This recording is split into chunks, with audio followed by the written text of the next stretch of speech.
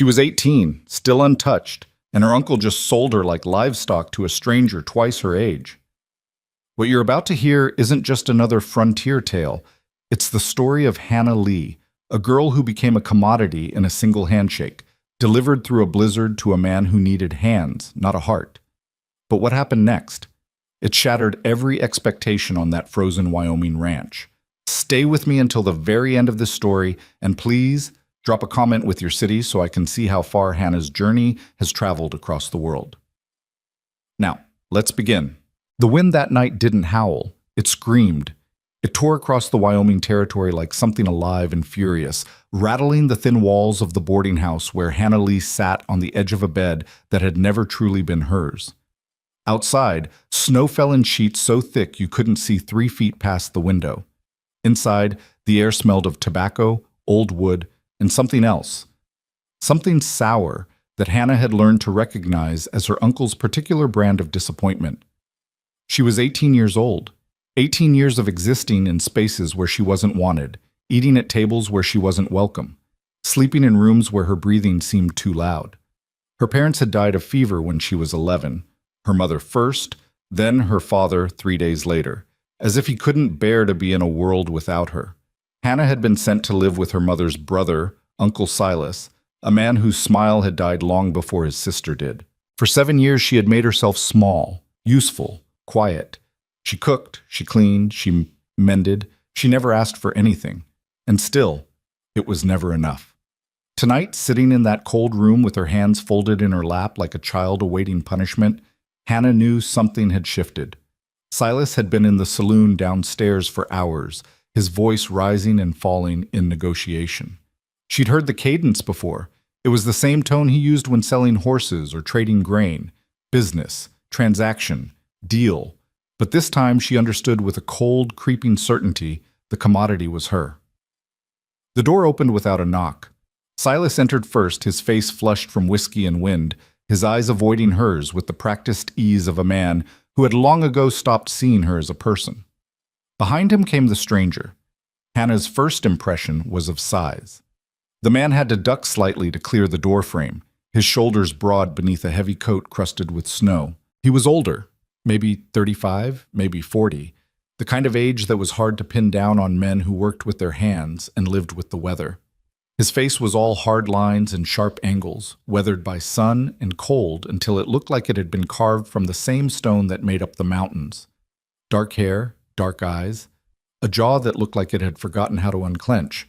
He looked at Hannah once, a single assessing glance that traveled from her face to her hands and back again, and then he looked away, as if he'd seen everything he needed to see. "This is her?" His voice was low, rough, like gravel underfoot. "This is Hannah." Silas gestured vaguely in her direction, as if she were a piece of furniture he was trying to move. 18, healthy, knows her way around a kitchen and can sew well enough. Not much to look at, but she's clean and she don't talk back. Hannah felt something inside her chest fold in on itself. Not much to look at. The words weren't new. She'd heard variations of them her whole life, but somehow, spoken here in front of this stranger, they carried a different weight. Final. Definitive. The man, Grant Mercer, Silas had called him, didn't respond to the assessment. He simply reached into his coat and pulled out a small leather pouch. The coins inside made a sound like distant thunder. "The agreement was $40, Grant said. "That was before I told you she's untouched," Silas countered, and Hannah felt heat flood her face, shame and rage mixing until she couldn't tell them apart. A virgin at 18? That's gotta be worth something to a man in your position. My position. Grant's voice didn't rise, but something in it made Silas take a half step back. "You mean a widower with 3 children who needs someone to keep a house from falling apart?" "I mean a man who needs a wife." "I need a housekeeper," Grant corrected, his tone flat. "Let's not dress this up as something it's not." Hannah watched them negotiate her value like she wasn't sitting 6 feet away, watched Silas push for $50, watched Grant counter with 45, watched them settle on 47 and a horse to be delivered in spring. $47 and a horse. That's what she was worth. When the money changed hands, when Silas counted it twice with fingers that shook slightly, Hannah felt something inside her go very still and very cold. It was the same feeling she'd had when her mother died, that sense of standing at the edge of something vast and dark and knowing that whether you stepped forward or stood still, the ground beneath you had already disappeared.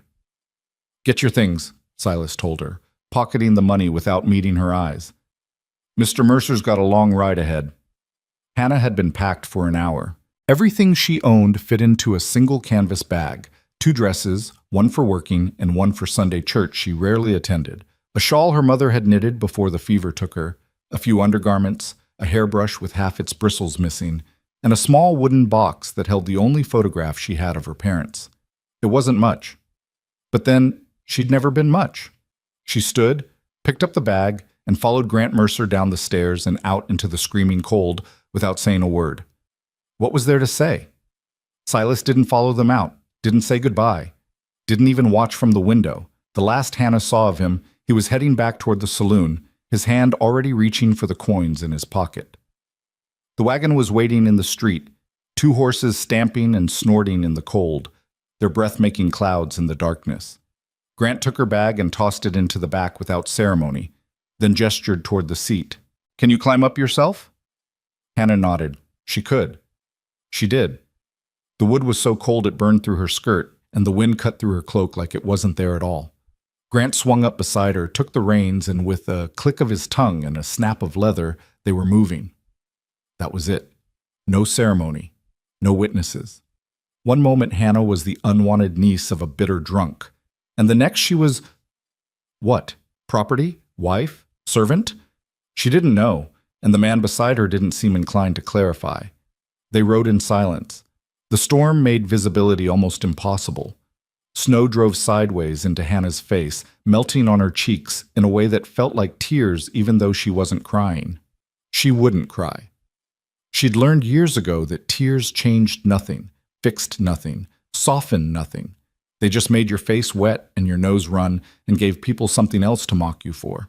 So she sat up straight, kept her hands folded in her lap, and stared ahead into the wall of white as if she could see through it by sheer force of will.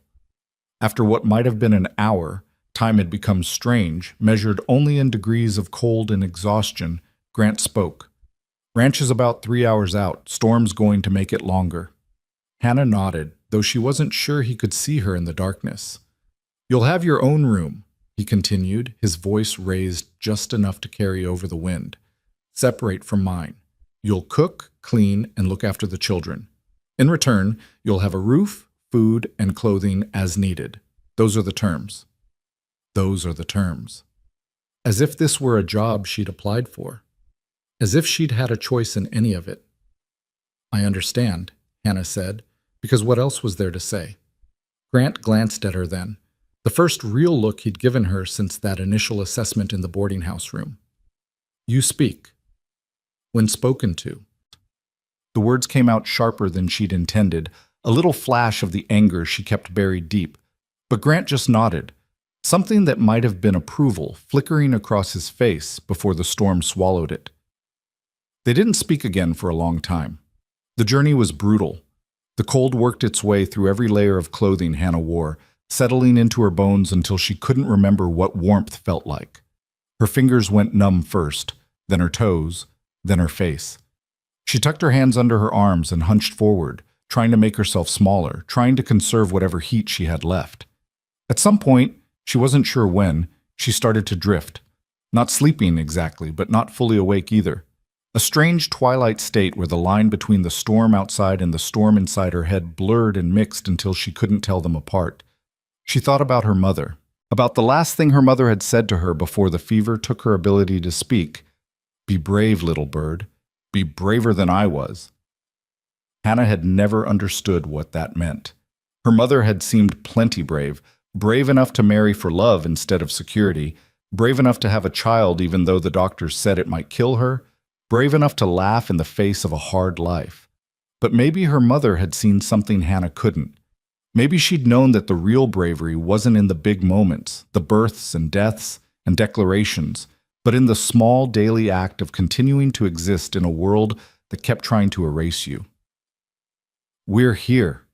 Grant's voice pulled Hannah back to herself. She blinked, trying to focus, and realized the storm had lessened slightly. Through the snow, she could make out the dark shape of buildings. A house, a barn, a few smaller structures she couldn't identify. The Mercer Ranch. Her new home. The word felt wrong in her mouth, like something that didn't belong to her and never would. Grant pulled the wagon up to the house and set the brake. For a moment, neither of them moved. Then he turned to her, and in the faint light coming from the windows, Hannah saw his face clearly for the first time. It was a hard face, yes, but there was something else there too, something that looked like exhaustion so deep it had worn grooves into his features. "My children," he said slowly, as if choosing each word with care, "have been through enough. They don't need complications. They don't need drama. They need stability. Can you give them that?" Hannah met his eyes. "I don't know what I can give them, Mr. Mercer, but I can promise I won't make things worse." Something shifted in his expression. Surprise, maybe, or recognition. He nodded once, sharp and final. "That'll do." He climbed down from the wagon and came around to her side, reaching up to help her down. Hannah hesitated for just a moment. This was the first time he'd touched her, the first time any man had touched her beyond a handshake or an accidental brush in a crowded room. But then she took his hand because what choice did she have? His palm was rough with calluses, his grip strong but not crushing. He lowered her to the ground with surprising gentleness, then released her immediately and stepped back, as if touching her for even a second longer than necessary would violate some unspoken rule. "Come on," he said, grabbing her bag from the wagon. "Let's get you inside before you freeze to death." The front door opened before they reached it. A boy stood in the entrance, 8 or 9 years old, with dark hair that needed cutting and eyes that looked too old for his face. He stared at Hannah with an expression she couldn't quite read. Not hostile exactly, but not welcoming either. Wary, guarded. The look of someone who'd been hurt and had no intention of letting it happen again. "Lucas," Grant said, "this is Hannah. She'll be staying with us." "Hannah, this is my oldest, Lucas."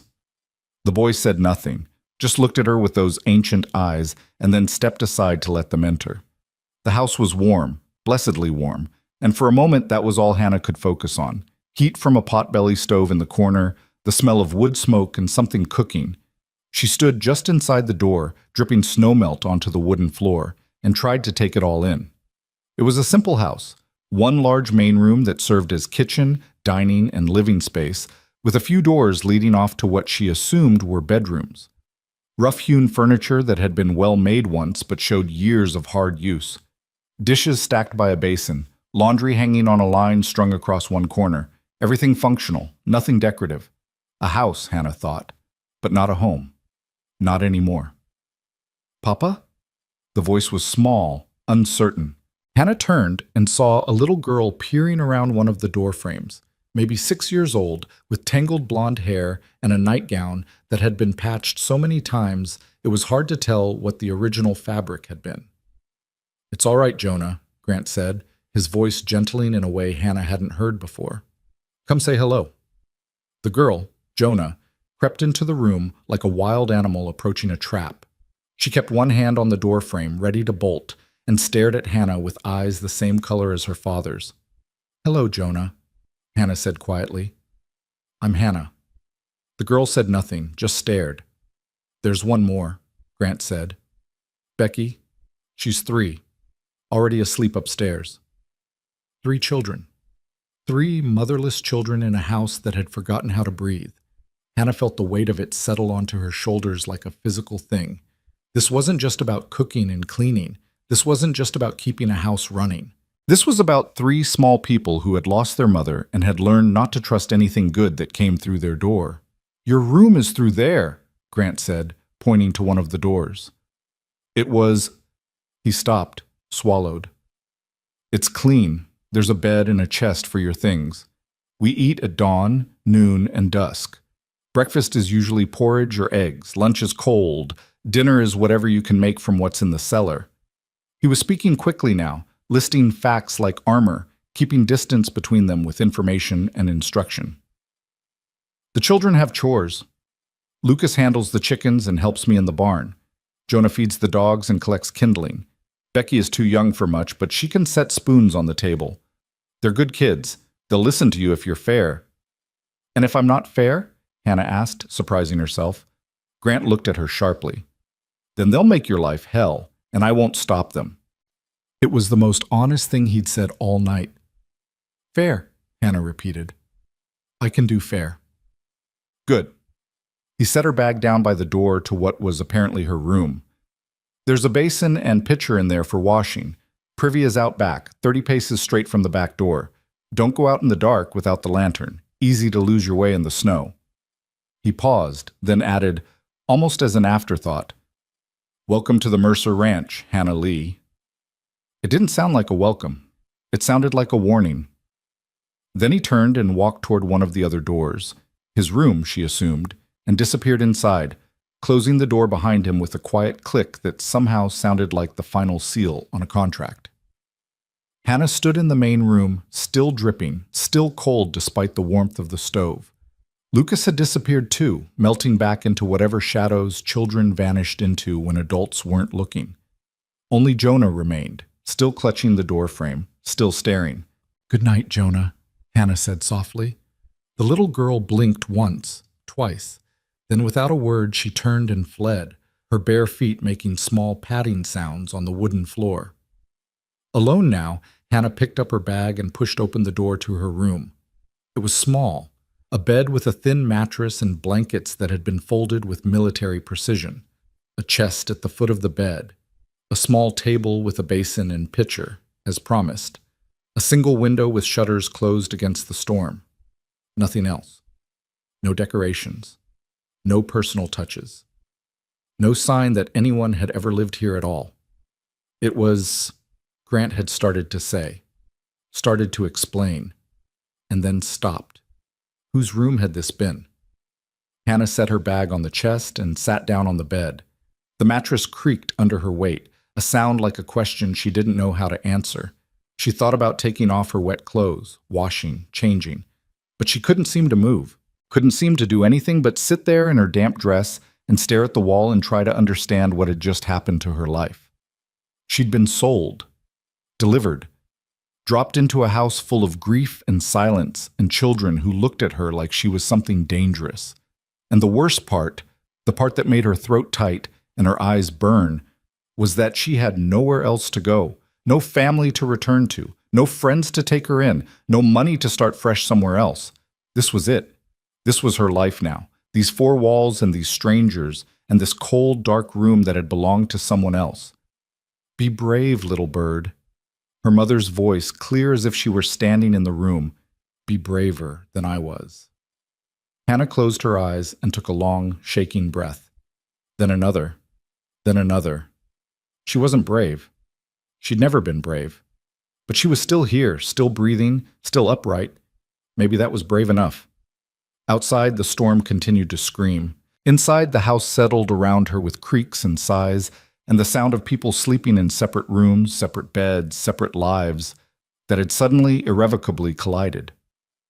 Hannah lay back on the bed, still fully clothed, and stared at the ceiling she couldn't see in the darkness. Tomorrow, she thought. Tomorrow she would figure out how to exist in this place. Tomorrow she would learn the rhythms of this house and these people. Tomorrow she would begin the impossible task of making herself useful enough to keep, invisible enough to not cause problems. Tomorrow.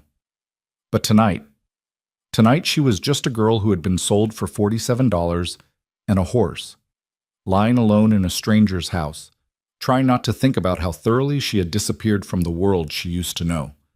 The darkness pressed down on her like a weight, and somewhere in another room, a little girl named Jonah pressed her ear to the wall and listened to the new woman breathe, wondering if this one would stay or leave like everyone else always did.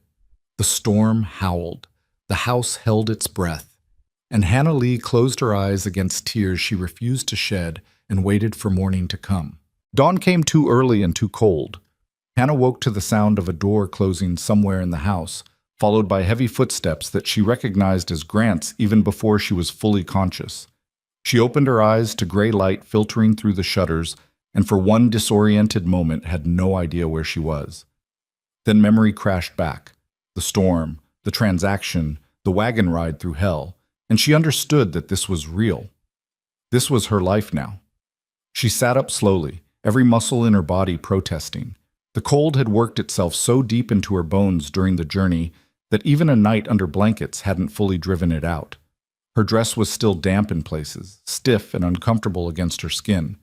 She needed to change, to wash, to make herself presentable for whatever this day would demand of her. But first, she needed to understand the house. Hannah stood and moved to the window, opening the shutters as quietly as she could. Outside, the storm had passed, leaving behind a world transformed. Snow lay thick and pristine across everything she could see, the yard, the barn, the distant fence lines. In the early morning light, it looked almost beautiful, like something from a fairy story her mother used to tell her. But Hannah knew better than to trust beauty. Under that white blanket was frozen ground and killing cold and 100 ways to die if you weren't careful. She turned from the window and assessed her room in daylight. It was exactly as sparse as it had seemed the night before. No, wait, there was something. On the small table beside the basin, someone had left a folded piece of paper, yellowed with age. Hannah picked it up carefully and unfolded it. The handwriting was feminine, looping, and careful. Keep the fire steady, not high. Bread burns at the edges first. Watch for it. Kitchen advice. Left by whom? Grant's late wife? Hannah folded the note again and set it back down, feeling like she'd stumbled onto something sacred and private that wasn't meant for her. Outside her door, she heard more sounds now, small feet on floorboards, the clatter of something being set down. A child's voice quickly shushed. The house was waking up, which meant she needed to be awake too, needed to be useful, needed to prove that $47 and a horse hadn't been wasted on her. Hannah poured water from the pitcher into the basin, ice cold, of course, and washed her face and hands with movements that were almost violent in their efficiency. She changed into her work dress, the one that was already stained and patched in a dozen places. She braided her hair with fingers that shook slightly and pinned it up in a way that her mother had taught her a lifetime ago. Then she opened her door and stepped out into the main room of the house, ready to meet whatever judgment waited for her there. Lucas was at the table, eating something from a bowl with mechanical precision. He looked up when Hannah entered, his dark eyes tracking her movement across the room, but he said nothing, just watched, always watching. Jonah was by the stove, standing on a stool that was clearly meant for this purpose, stirring something in a pot that sent steam rising toward the ceiling. She turned when Hannah approached, her small face smudged with ash, her expression carefully neutral. "Good morning," Hannah said, keeping her voice gentle. Jonah stared at her for a long moment, then turned back to the pot without responding. The rejection stung more than Hannah had expected, but she pushed the feeling down and moved closer, peering into the pot. Porridge, thick and bubbling, the smell of it bland but not unpleasant. "That looks good," Hannah offered. "Do you make breakfast every morning?" Jonah's stirring faltered for just a second. Then she nodded, still not looking at Hannah directly. "She does," Lucas said from the table, his voice flat. "Someone has to." The implication was clear. You weren't here, so we learned to manage without anyone. Hannah absorbed the hit and kept her expression neutral. "Well, I'm here now. Maybe I can help." "We don't need help," Lucas said. "Lucas." Grant's voice came from the doorway, sharp enough to cut. He stood there still wearing his heavy coat, snow dusting his shoulders, a bucket in one hand. "Mind your manners." Lucas's jaw tightened, but he dropped his gaze to his bowl. "Yes, sir." Grant set the bucket down by the door. Milk, Hannah realized, fresh from the morning milking, and looked at her with that same assessing expression he'd worn the night before. "You're up." "Yes, sir." The words came automatically, years of living with Uncle Silas teaching her to be deferential to men who held power over her. Something flickered in Grant's eyes, discomfort maybe, or disapproval, but all he said was, "Jonah will show you where things are kept. Breakfast is almost ready. After we eat, I'll need you to look after Becky while I work in the barn. Lucas will be with me. Jonah has lessons." "Lessons?" Hannah asked before she could stop herself. "Reading and numbers," Grant said. 2 hours every morning. Their mother started it. I keep it going." He paused, then added almost defensively, Education matters. Hannah nodded, unexpectedly moved by this. A widowed rancher in the middle of nowhere making sure his children could read. Of course it does. Grant studied her for a moment longer, as if trying to determine whether she was mocking him, then turned toward one of the back rooms. I'll get Becky up. She's slow in the mornings. He disappeared through the doorway, and Hannah was left alone with the two older children, and a silence that felt heavy with things unsaid. She moved to the bucket of milk and picked it up, looking around for where it should go. Jonah pointed wordlessly to a shelf near the window where other provisions were kept: flour, salt, a few preserved vegetables in jars. Hannah carried the bucket over and set it down, then turned back to find both children still watching her. "How long have you been doing this?" Hannah asked quietly. "Taking care of the house?" "Since Mama died," Jonah said, so softly Hannah almost missed it. 11 months and 13 days.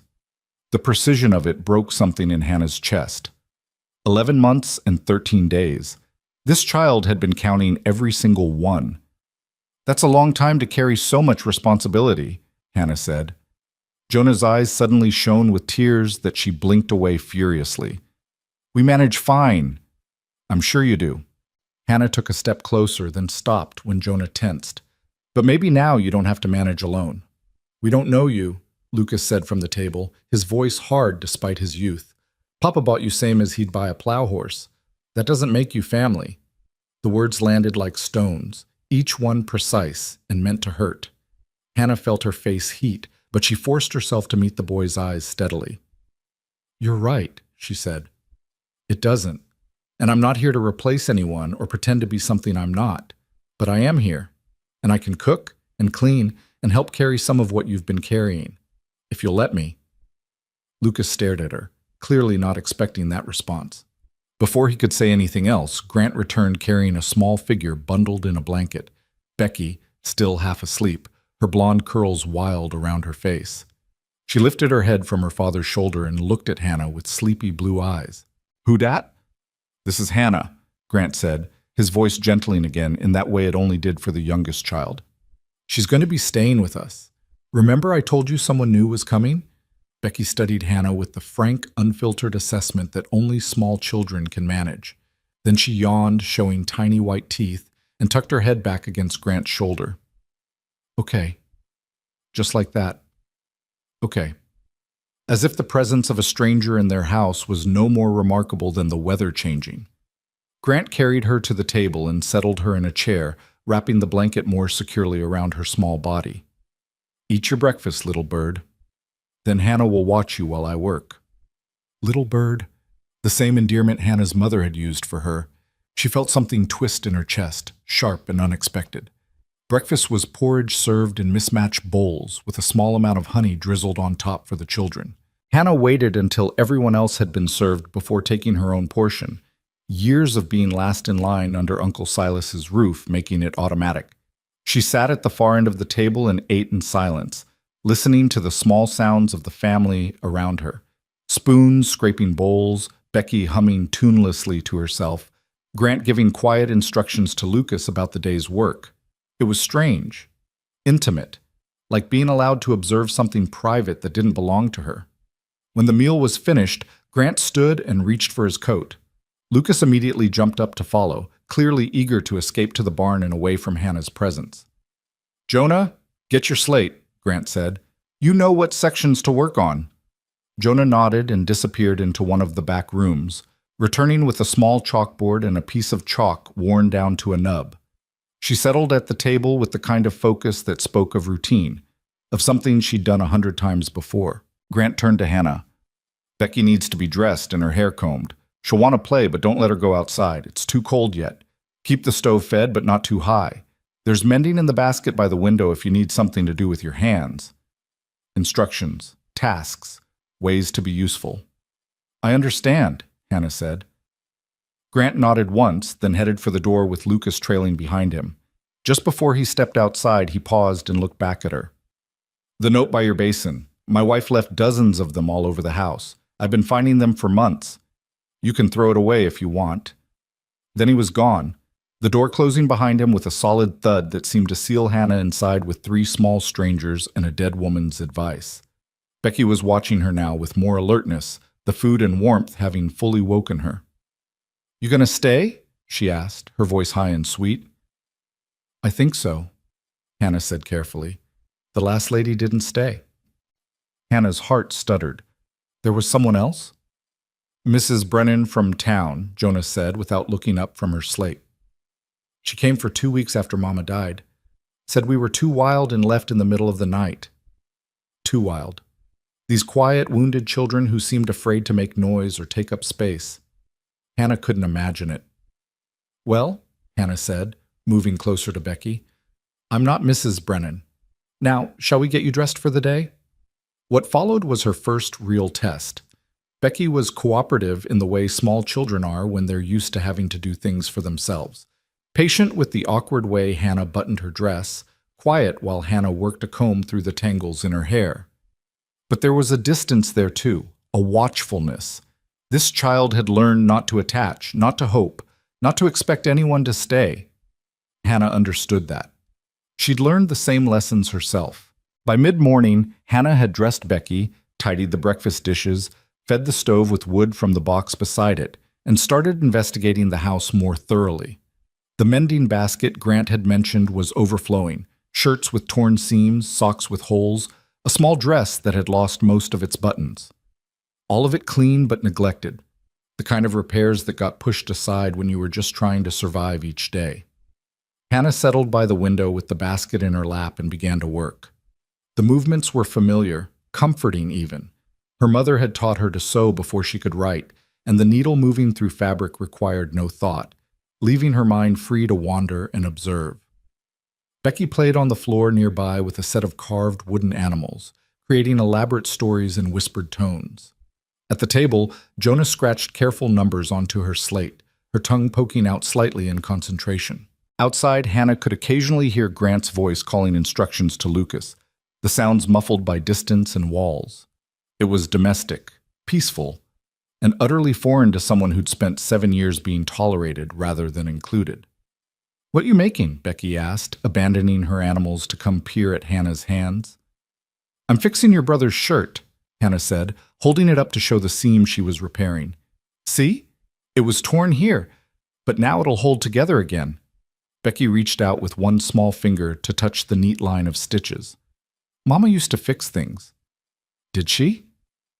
"She was real good at it," Becky said, her voice matter-of-fact in the way children spoke of lost parents, sad but not devastated, the grief too big to hold in one piece so it came out in small, manageable observations. "Better than Papa. He tries, but his fingers are too big for the little stitches." Hannah felt her throat tighten. She could picture it too easily. Grant hunched over these same garments with those calloused, work-roughened hands, trying to thread a needle and repair his children's clothes because there was no one else to do it. "Well," Hannah said carefully, "maybe I can help with that now." Becky considered this, her small face serious. Then she nodded, apparently satisfied, and returned to her animals. The hours passed in a rhythm that Hannah gradually learned to read. When the sun reached a certain point in the sky, Jonah closed her slate and started preparing lunch. Cold biscuits left from yesterday, some preserved meat, apples from the cellar. She moved around the kitchen with the efficiency of someone twice her age, and when Hannah tried to help, Jonah politely but firmly redirected her. "Papa likes things a certain way," she explained. Translation: "Don't disrupt what we've learned to do without you." Hannah stepped back and let the child work, though it cost her something to watch a 6-year-old perform tasks that should have fallen to an adult. When Grant and Lucas returned for the midday meal, there was a tension in the air that Hannah couldn't quite identify. Grant's jaw was tight, and Lucas looked like he'd been crying, though he ducked his head to hide it. They ate in silence, and Hannah didn't dare ask what had happened. After lunch, Grant pulled on his coat again. "I'll be checking the fence line in the north pasture. Lucas, you're with me. We'll be back before dark." "Can I come?" Jonah asked, her voice small and hopeful. "Not today, little one. Too cold. You stay inside with Hannah and Becky." Jonah's face fell, but she nodded obediently. Hannah watched this small disappointment play out and made a mental note. The children want to be with their father, want his attention, his time, his approval. After Grant and Lucas left, Hannah turned to Jonah. "Your lessons are finished for the day?" Jonah nodded. "Then would you teach me where everything is kept? I'd like to start dinner, but I don't want to disturb your father's arrangements." For the first time, Jonah looked at her with something other than suspicion. "You want me to show you?" "I do. You know this house better than I ever will. I'd be grateful for your help." Something softened in Jonah's face. She stood up straighter, pride mixing with surprise. "Okay, I can do that." What followed was a tour of the kitchen from a 6-year-old's perspective. Jonah showed Hannah where the flour and cornmeal were kept, how much wood the stove needed, which pots were for what purposes. She explained in careful, serious tones that Papa didn't like onions in his stew, that Lucas would only eat carrots if they were cut small, that Becky had to have her milk warmed or she'd get a stomachache. Hannah listened and made mental notes of all of it, seeing with new clarity how much these children had taken on. They hadn't just survived their mother's death. They'd become the architects of their own survival, learning through trial and error what worked and what didn't, what kept their father from completely collapsing under the weight of his grief. "You've done an amazing job," Hannah said when the tour was complete. "Your mama would be proud of how well you've kept everything going." Jonah's eyes filled with tears so suddenly that Hannah was startled. The little girl turned away quickly, her shoulders hunching. "Don't talk about Mama," she said, her voice thick. "It makes it hurt again." Hannah's heart cracked. She wanted to reach out, to comfort, but she held herself back, sensing that touch would be unwelcome. "I'm sorry. I won't mention her again unless you want me to." Jonah nodded without turning around, then fled to the back room where she slept, leaving Hannah standing alone in the kitchen with Becky, who had witnessed the entire exchange with wide, solemn eyes. "Jonah cries sometimes," Becky said conversationally, "but only when Papa can't see." "Does she?" "Uh-huh. At night, I hear her." Hannah knelt down so she was at eye level with the little girl. "Do you cry too?" Becky thought about this for a moment, her face scrunched in concentration.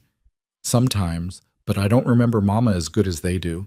Sometimes I forget what her voice sounded like." The casual devastation of it nearly undid Hannah. This child, barely more than a baby, already forgetting the woman who had given her life. "That's all right," Hannah said gently. "It doesn't mean you loved her any less." "That's what Papa says too." Becky tilted her head, studying Hannah with those clear blue eyes. "Are you going to be our new mama?" Hannah stopped, the question catching her completely off guard. "I don't know, sweetheart. I don't think so." "Okay," Becky said, accepting this with the same easy acceptance she'd shown that morning. Then she went back to her animals, and Hannah was left kneeling on the floor, trying to understand what she'd just agreed to and what she hadn't. The afternoon stretched long and strange. Hannah made bread, following the instructions from the note she'd found. Keep the fire steady, not high. And to her surprise, it turned out well. Not perfect, but edible, and better than the hard, burned loaves she'd produced for Uncle Silas. She started a stew with preserved vegetables and some of the meat from the cold cellar, adding the spices carefully, trying to balance what she knew with what Jonah had told her about the family's preferences. While the food cooked, she worked on the mending, finding a strange peace in the repetitive motion of the needle. Becky eventually climbed into her lap, and Hannah led her, adjusting her position so the child could see the stitches form. "Will you teach me?" Becky asked. "To sew?" "Uh-huh. Mama was teaching me, but then—" She trailed off, the sentence needing no completion. "I'd be happy to teach you," Hannah said. "But maybe we start with something simple. How about I show you how to thread a needle?" They spent the next hour like that, Hannah guiding Becky's small fingers, praising her efforts even when the thread went everywhere except through the eye of the needle. It was sweet, tender. The kind of moment Hannah had thought she'd never have, a child trusting her, wanting to learn from her, choosing to be close to her. When Jonah emerged from the back room, her eyes were red but dry. She stood in the doorway watching them for a long moment before speaking. "The bread smells good," she said quietly. "Thank you," Hannah replied. "Would you like to help me finish the stew?" Jonah hesitated, clearly torn between her earlier retreat and the olive branch being offered.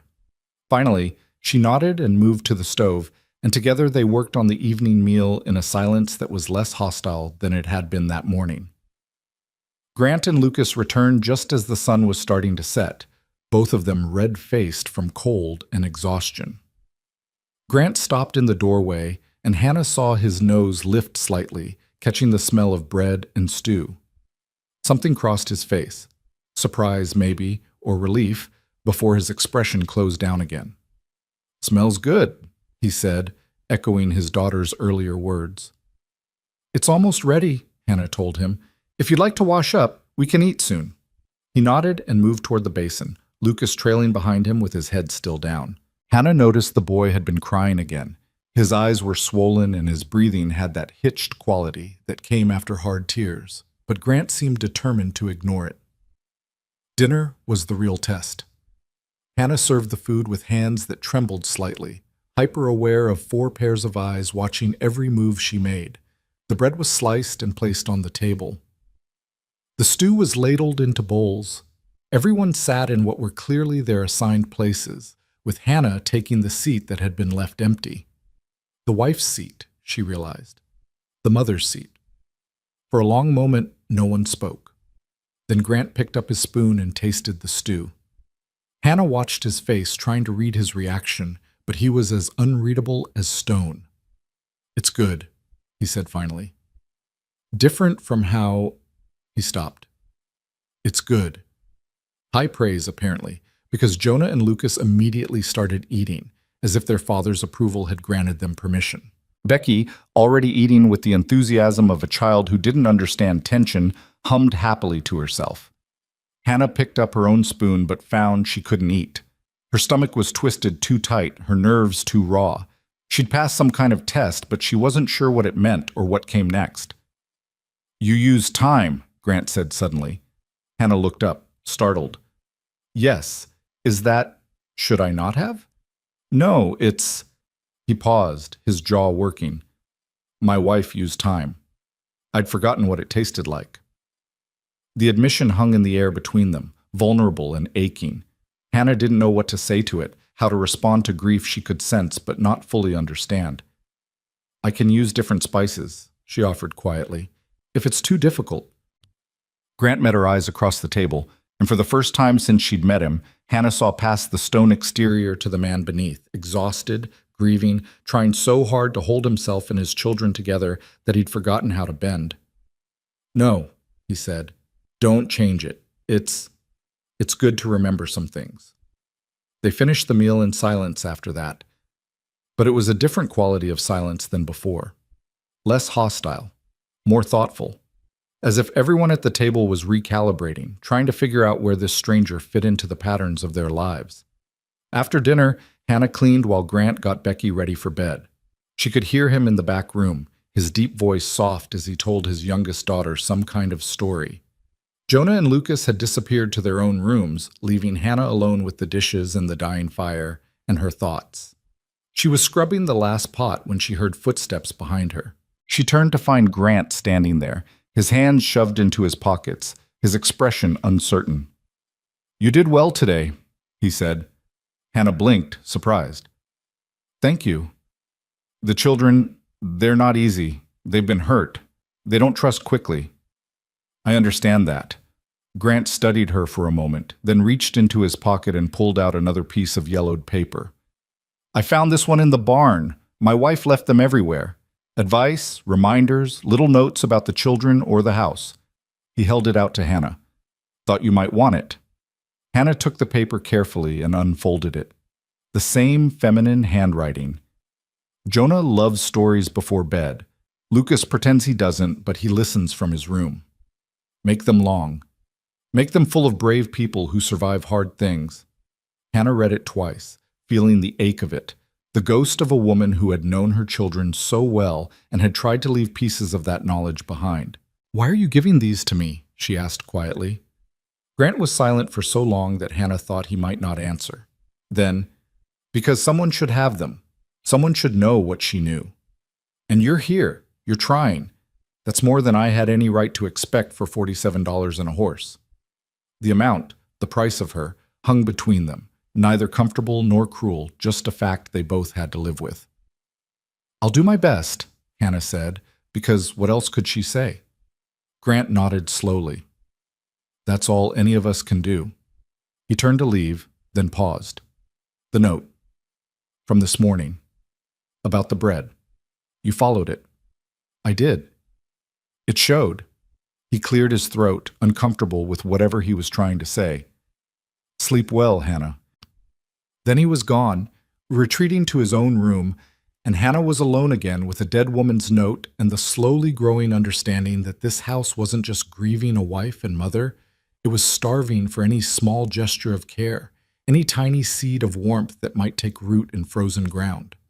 She finished cleaning and banked the fire for the night, then retreated to her own small room. But before she lay down, she carefully placed both notes, the one about bread, the one about stories, on the small table by her bed where she could see them. Someone should know what she knew. Hannah didn't know if she could fill the space left by the woman who had written these notes. Didn't know if she was meant to or even if she wanted to. But she could try, she could learn, she could pay attention to these wounded people, and maybe, if she was careful enough, gentle enough, patient enough, she could help them remember how to breathe. Outside her window, the night was clear and cold, stars hard and bright against the darkness. Somewhere in the house, a child coughed. A door creaked.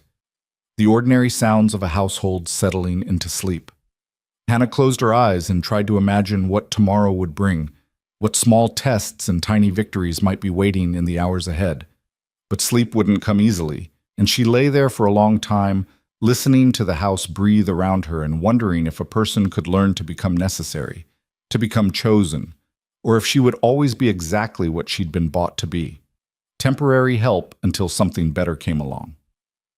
In the morning, she would wake to find a small note pinned near the stove, written in Grant's rough hand, "Use maple for steady heat." And Hannah would understand that this was his way of teaching her, of including her, of slowly, carefully letting her into the patterns of survival they had built. It wasn't warmth, not yet, but it was something. And in a house that had learned to survive on nothing, something felt like hope. The notes continued. Over the following weeks, Hannah found them tucked in strange places, folded inside the flour tin, pinned to the inside of the cupboard door, wedged between jars of preserves in the cellar. Each one was written in that same careful feminine hand. Each one contained some small piece of wisdom about the house, or the children, or the land itself. Lucas is left-handed. Don't try to change it. The pump freezes in February. Keep a bucket of water by the stove. Becky's nightmares are worse during new moons. She won't say why. Hannah collected them all, creating a small stack on her bedside table that grew thicker with each passing day.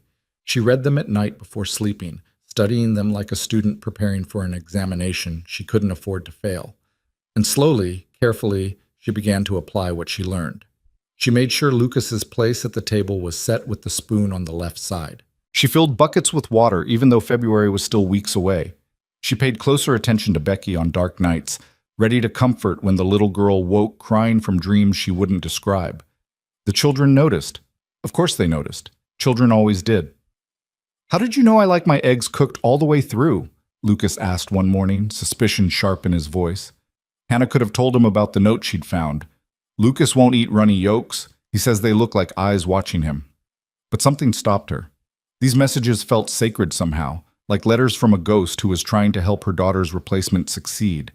Sharing them felt like a betrayal. "I guessed," Hannah said simply. "Was I right?" Lucas stared at her for a long moment, then nodded slowly and went back to eating. But Grant had been standing in the doorway, and Hannah saw the way his expression shifted, surprise, recognition, something that looked almost like relief. He knew she'd found another note, and he was grateful she hadn't told the children, hadn't disturbed whatever fragile piece they'd built around their mother's memory. That night, Hannah found a new note near her basin, but this one was written in Grant's rough hand. "Thank you." 2 words, but they carried the weight of a man who'd been drowning and had just been thrown a rope. Hannah folded the note carefully and added it to her collection, this one somehow more precious than all the others combined. The days developed a rhythm. Hannah woke before dawn to start the fire and begin breakfast. Grant and Lucas headed to the barn while Jonah did her lessons and Becky played nearby. Midday meals were simple, eaten quickly so Grant could return to work. Afternoons were for mending, cooking, the endless small tasks that kept a household running. Evenings were for stories. Hannah had taken the dead woman's advice to heart and told long tales of brave people surviving impossible things, making them up as she went while Jonah and Becky listened with rapt attention and Lucas pretended not to hear from his room. It wasn't warmth exactly, but it was something warmer than what had been before. And then came the morning that changed everything. Hannah woke to the sound of crying, not the usual nighttime whimpers of a child caught in bad dreams, but deep, racking sobs that spoke of real pain. She was out of bed and moving before her mind fully caught up, her bare feet slapping against the cold floor as she rushed toward the sound. It was coming from the children's room. Hannah pushed the door open to find Jonah kneeling beside Becky's small bed, her face streaked with tears, while Becky lay very still, her skin flushed and hot even from across the room. "She's burning up," Jonah gasped when she saw Hannah. "I tried to wake her, but she won't open her eyes and she's so hot. She's so hot."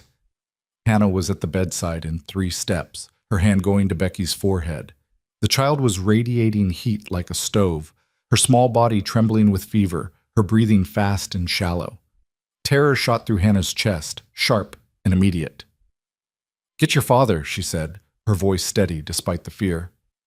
"Now, Jonah, run!" Jonah fled, and Hannah heard her small feet pounding through the house, heard the crash of Grant's door being thrown open, heard the confusion in Grant's voice as he was torn from sleep. But Hannah's focus was entirely on the little girl in front of her, this tiny person who had just started to trust her, who had climbed into her lap and asked to learn to sew, who hummed while she ate and believed in the goodness of strangers. Grant appeared in the doorway, half-dressed, his hair wild. One look at his daughter, and all the color drained from his face. "No," he said, the word barely a whisper. "No, not again. Not again." His wife had died of fever. Hannah understood in that instant. This wasn't just a sick child. This was history repeating itself. This was the nightmare that had been stalking this family since the moment they buried their mother and wife. "How long has she been like this?" Grant demanded, moving to the bedside. "I don't know," Jonah sobbed. "She was fine at bedtime. I swear, Papa, she was fine." "It's not your fault," Hannah said quickly, firmly. "Fever can come on fast, especially in children. We need to bring her temperature down. Grant, I need cold water, clean cloths, and whiskey if you have it." He stared at her for a moment, and Hannah saw the edge of panic in his eyes, a man reliving his worst moment, paralyzed by the fear of losing another person he loved. "Grant," Hannah said, sharper now, "I need those things, now." The command seemed to break through his paralysis. He nodded once and disappeared, and Hannah could hear him moving through the house with purpose. She turned her attention back to Becky, carefully stripping away the blankets that were trapping heat against the child's small body. "What are you doing?" Lucas had appeared in the doorway, his face pale with fear. "Helping her," Hannah said. "Lucas, I need you to be brave right now. Can you do that?" The boy nodded, his throat working. "Good. Go stoke the fire in the main room and put on water to boil. We're going to need it warm, not hot. Warm like bath water. Can you do that for me?" Lucas ran, grateful for a task, for something to do besides watch his little sister burn. Grant returned with a bucket of cold water drawn from the well, several clean cloths, and a bottle of amber liquid. Hannah soaked one of the cloths and began running it over Becky's forehead, her neck, her small wrists where the pulse fluttered too fast. "The whiskey is for sterilizing," Grant said, his voice hollow. "And for medicinal purposes if we need it," Hannah replied. "But let's focus on bringing down the fever first." For the next hour they worked in tandem, Hannah cooling Becky's burning skin with damp cloths while Grant held his daughter's hand and whispered things Hannah couldn't quite hear. Prayers, maybe. Please. The desperate bargaining of a man who'd already lost too much. Jonah and Lucas huddled in the doorway, neither willing to leave but neither able to help, their faces reflecting the same terror Hannah saw in Grant's eyes. When Becky's breathing grew more labored, Hannah made a decision. "We need to move her to the main room where it's warmer and I can watch her constantly. Grant, can you carry her?" He gathered his daughter up as if she weighed nothing, cradling her against his chest with a tenderness that made Hannah's throat tight. They processed through the house like a funeral march, Grant with Becky, Hannah following with the water and cloths, Jonah and Lucas trailing behind, all of them silent except for the sound of Becky's ragged breathing. Grant settled into the chair nearest the stove with Becky in his lap, unwilling to put her down, unwilling to let her go even for a moment. Hannah understood. If he put her down, if he released her, it would feel too much like the last time, too much like giving up. "I'm going to make a tea," Hannah said. "Willow bark if you have it. It'll help with the fever." "Cellar," Grant said without looking up. "Third shelf, brown jar." Hannah found it exactly where he'd said, along with several other medicinal herbs that spoke to a household used to managing their own illnesses. She brewed the tea strong and brought it back to the main room, but Becky was still unconscious, unable to drink. "We'll have to get it into her drop by drop," Hannah said. "It'll take time, but we can do it." What followed were the longest hours of Hannah's life. She sat beside Grant, carefully parting Becky's lips and letting tiny amounts of the bitter tea slide into the child's mouth, waiting to make sure she swallowed before giving more. Grant held his daughter and rocked her slowly, his lips moving in what might have been prayer or might have been the stories his wife used to tell. Jonah and Lucas eventually fell asleep on the floor nearby, their small bodies curled together for comfort, unable to stay awake but unwilling to leave. Dawn came with no improvement. The fever raged on, and Becky remained frighteningly still, her small chest rising and falling in a rhythm that seemed too fragile to sustain life. "I should ride for the doctor," Grant said suddenly, his voice hoarse from hours of not speaking. "In town. It's a half-day's ride, but—" "You can't leave her," Hannah said gently. "And we both know the doctor couldn't get here any faster than you could get there. We're her best chance right now. We just need to keep fighting." "Like you fought for your mother?" The words came out harsh, accusatory, and Hannah saw the moment Grant realized what he'd said. His face crumpled. "Christ, I'm sorry, I didn't mean—" "It's all right," Hannah said, "though it wasn't. Not really." "You're scared. I understand." "My wife died in my arms," Grant said, the words tumbling out as if a dam had broken. "I held her just like this for 3 days while the fever ate her alive, and I couldn't do anything. I couldn't save her. I couldn't even make it easier. She just burned and burned until there was nothing left, and I held her the whole time like a fool who thought love could be enough." His voice broke on the last word, and Hannah saw tears sliding down his weathered face, cutting tracks through dirt and exhaustion. "Love is enough," Hannah said quietly. "It doesn't always save them, but it matters. She knew you were there. She didn't die alone. That counts for something." "Does it?" Grant looked at her with eyes that were drowning. "Because right now it feels like the only thing I'm good at is watching the people I love disappear." Hannah wanted to say something comforting, something wise, but she had no words that could make this better. So instead she reached out and placed her hand over his where it rested on Becky's back, the first time she'd deliberately touched him since that night in the wagon. "You're not alone this time," she said. "We're going to fight for her together." Grant's eyes met hers, and something passed between them in that moment. Recognition, maybe, or understanding, or just the desperate solidarity of two people standing against the dark. "Together," he repeated, and his hand turned under hers, his fingers curling around her palm like a lifeline. They stayed like that as the sun climbed higher, as the house warmed, as Jonah and Lucas woke and crept close to watch their sister breathe. Hannah continued the slow, patient work of getting medicine into Becky drop by drop. Grant held his daughter and rocked her. And between them, their hands stayed clasped, neither willing to let go.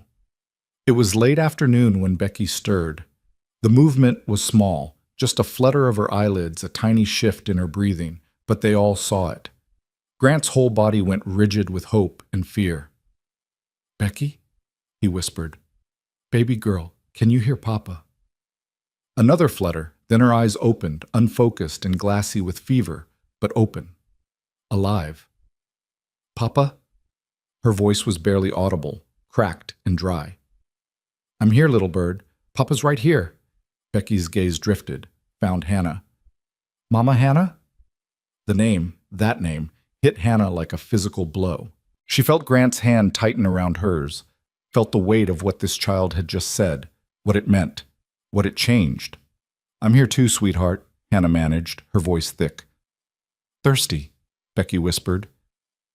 They gave her water, small sips that she took eagerly. Her fever was still high, but no longer the terrifying inferno it had been. She was present, aware, fighting.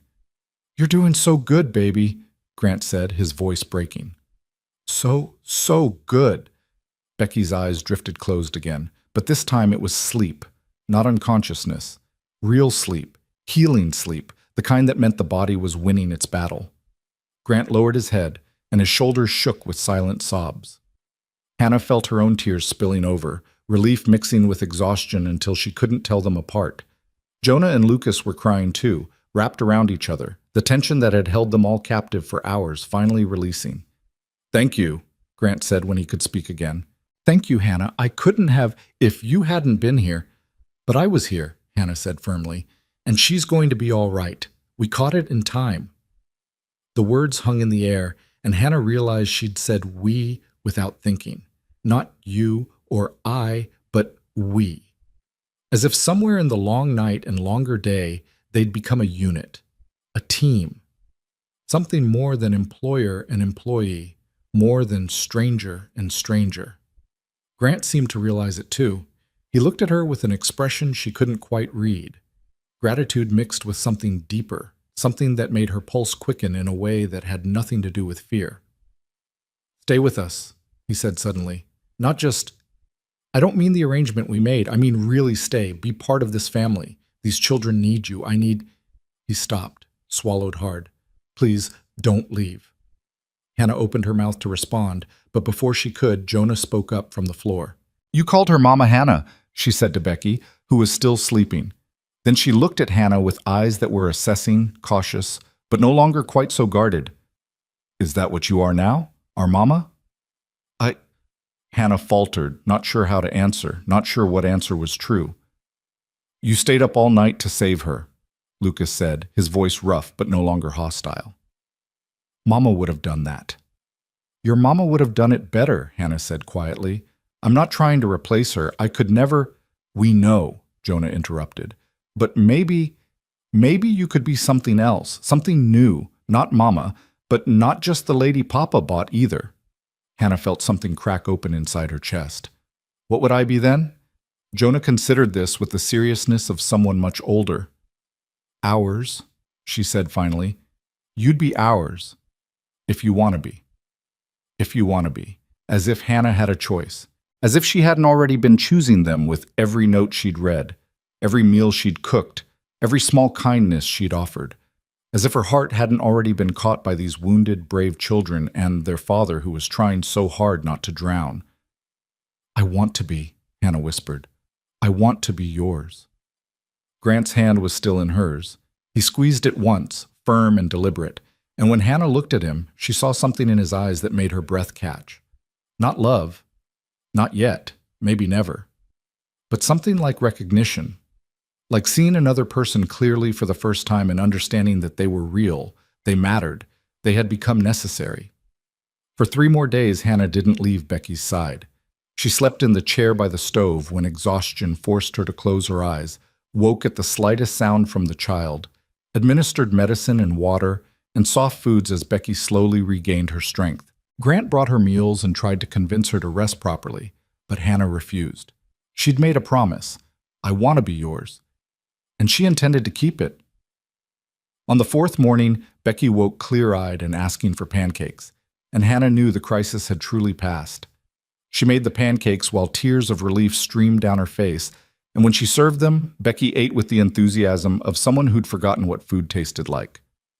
"You cried for me," Becky said suddenly, looking at Hannah with those bright blue eyes. "Jonah says you cried." "I did," Hannah admitted. "How come?" "Because I love you." The realization hit Hannah like a lightning strike. Somewhere in the past weeks, these children had stopped being strangers, had stopped being responsibilities, had become something infinitely more dangerous and precious. She loved them, loved their bravery and their wounds and their careful, tentative trust, loved them in a way that was fierce and protective and terrifying. "Because you matter to me," Hannah said instead. Because I don't want anything bad to happen to you. Becky nodded as if this made perfect sense, then went back to her pancakes. That evening, after the children were in bed, Grant found Hannah in the kitchen finishing the dishes. He stood in the doorway for a long moment, just watching her work, and when she turned to ask if he needed something, the words died in her throat at the expression on his face. "I need to tell you something," he said quietly. Hannah set down the dish she'd been drying. "All right. When I went to town to find a housekeeper, I wasn't looking for a wife. I wasn't looking for someone to love or someone to love me. I just needed—" He stopped, searching for words. "I just needed the bleeding to stop. The house was falling apart. The children were falling apart. I was falling apart. And I thought if I could just get someone to keep things running, maybe we'd survive long enough to figure out how to live again." Hannah waited, sensing there was more. "But then Silas offered you, and I saw this girl who looked like she'd already survived things I couldn't imagine, and I thought you'd understand. What it feels like to just be trying to make it through each day, what it costs to keep going when everything in you wants to stop." "I did understand," Hannah said softly. "I do understand." Grant nodded. "I know, that's why I—" He stopped again, his jaw working. "Yesterday, a friend of mine came by the barn, asked about you, said things about why a man my age would buy a young girl, what I must be getting out of the arrangement besides housework." Hannah felt her stomach drop. She'd known people would talk, had braced herself for it, but hearing it spoken aloud still hurt. "I told him you were just here for convenience," Grant continued, and now his voice was rough with something that might have been shame. "Said I chose you because you were young enough to work hard and not make demands. Said it meant nothing, you meant nothing, you were just another set of hands to keep the house together." The words landed like blows. Hannah tried to keep her face neutral, tried not to show how deeply they cut, but she must have failed because Grant flinched. "I lied," he said quickly. "I lied to protect your reputation, to keep him from saying worse things, from making worse assumptions. But Hannah—" He took a step closer. "I lied because I didn't know how to tell the truth. Didn't know how to admit that that these past weeks you've—" He was struggling, and Hannah wanted to help him, wanted to offer him the words he couldn't find, but her own throat was too tight to speak. "You matter," Grant said finally, simply. "You're not convenient. You're not just hands to do work. You stayed up for 3 days to save my daughter. You've been reading my wife's notes and learning everything about my children because you care, not because I'm paying you. You've given us something I thought we'd lost forever, and I don't even know what to call it, but it's not nothing. It's everything." Hannah felt tears burning behind her eyes. "Grant, I don't know if I can love again," he said, and the honesty of it was brutal and beautiful at once. "I don't know if I remember how. My wife, she was my whole world, and when she died, something in me died too. But I know that I can't breathe when I think about you leaving. I know that when I see you with my children, something that's been frozen inside me starts to thaw. I know that you're not just the woman I bought to keep my house. You're—" He stopped, and Hannah waited, her heart hammering against her ribs. "You're becoming part of us," he finished quietly. "And I need you to know that. Need you to know that you're not nothing. You've never been nothing." Hannah couldn't speak, couldn't find words big enough to hold what she was feeling. So she just nodded, and Grant nodded back, and they stood there in the kitchen with 3 sleeping children nearby and something fragile and new forming in the space between them. "Thank you for telling me," Hannah managed finally. Grant nodded again, then turned to leave, but he paused in the doorway and looked back at her. "The note I left you, the one that just said thank you. Yes? I meant it. For everything. For staying. For caring. For being here when we needed you most." Then he was gone, and Hannah was alone with her thoughts, and her wildly beating heart, and the understanding that something had shifted, something had changed, something had been said that couldn't be unsaid. She finished the dishes in a daze and went to bed, but couldn't sleep. Her mind kept replaying Grant's words. "You matter. You're becoming part of us. I can't breathe when I think about you leaving. Not love." He'd been clear about that. But something something that felt like it could grow into love if they were careful with it, if they nurtured it, if they gave it time and space and patience. Hannah lay in her small room and stared at the ceiling and tried to imagine a future where she wasn't just borrowed time, wasn't just $47 and a horse, wasn't just convenient. Tried to imagine being chosen, being wanted, being loved. It felt dangerous to hope for it, but she hoped anyway. Outside her window, the night was cold and clear. Inside the house, everyone slept, even Becky, healthy now, her fever broken, her nightmares held at bay. And in the kitchen, pinned near the stove where Hannah would find it in the morning, was a new note in Grant's rough hand. "You saved her. You saved all of us. Don't leave." 3 sentences. But they held a world of meaning, a universe of possibility. Hannah would find it at dawn, would read it with shaking hands and burning eyes, would fold it carefully and add it to her collection of notes from the dead and the living, from the woman who'd loved this family first, and the man who was learning to love again. And she would stay. Because somewhere between being bought and being needed, between surviving and living, between convenience and care, Hannah Lee had found something she'd been missing her whole life. She'd found home. Even if it was fragile, even if it was new, even if it could still break, it was hers. And she was theirs. And for now, that was enough. The morning Hannah found that note, "You saved her. You saved all of us. Don't leave," was the morning everything felt different. The air itself seemed lighter somehow, as if the house had been holding its breath for months and had finally remembered how to exhale. She stood by the stove with the paper trembling in her hands and felt something inside her chest unfold like a flower that had been waiting for spring. She was still standing there, still staring at Grant's rough handwriting, when she heard his footsteps on the porch. The door opened and he came in carrying an armful of wood, snow dusting his shoulders, his breath making clouds in the cold air. He stopped when he saw her, saw the note in her hands, and for a moment neither of them moved. "You found it," he said unnecessarily. "I found it," Hannah confirmed, her voice steady despite the chaos of feeling inside her. "And?" Grant set the wood down by the stove, his movements careful, controlled. "What's your answer?" Hannah looked at him, really looked at him, and saw past the hard exterior to the man beneath. Saw someone who'd been broken and was trying to learn how to be whole again.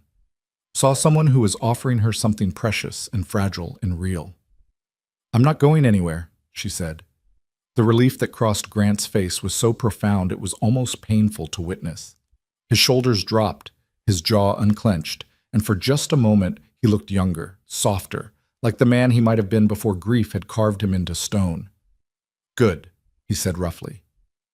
That's good." They stood there in the quiet kitchen as the sun climbed higher and the children still slept, and something passed between them that felt like a promise. Not spoken, not formalized, but real nonetheless. The weeks that followed were different, warmer. Hannah couldn't pinpoint exactly when the shift happened. There was no single moment, no grand gesture, but gradually the house began to feel less like a mausoleum and more like a home.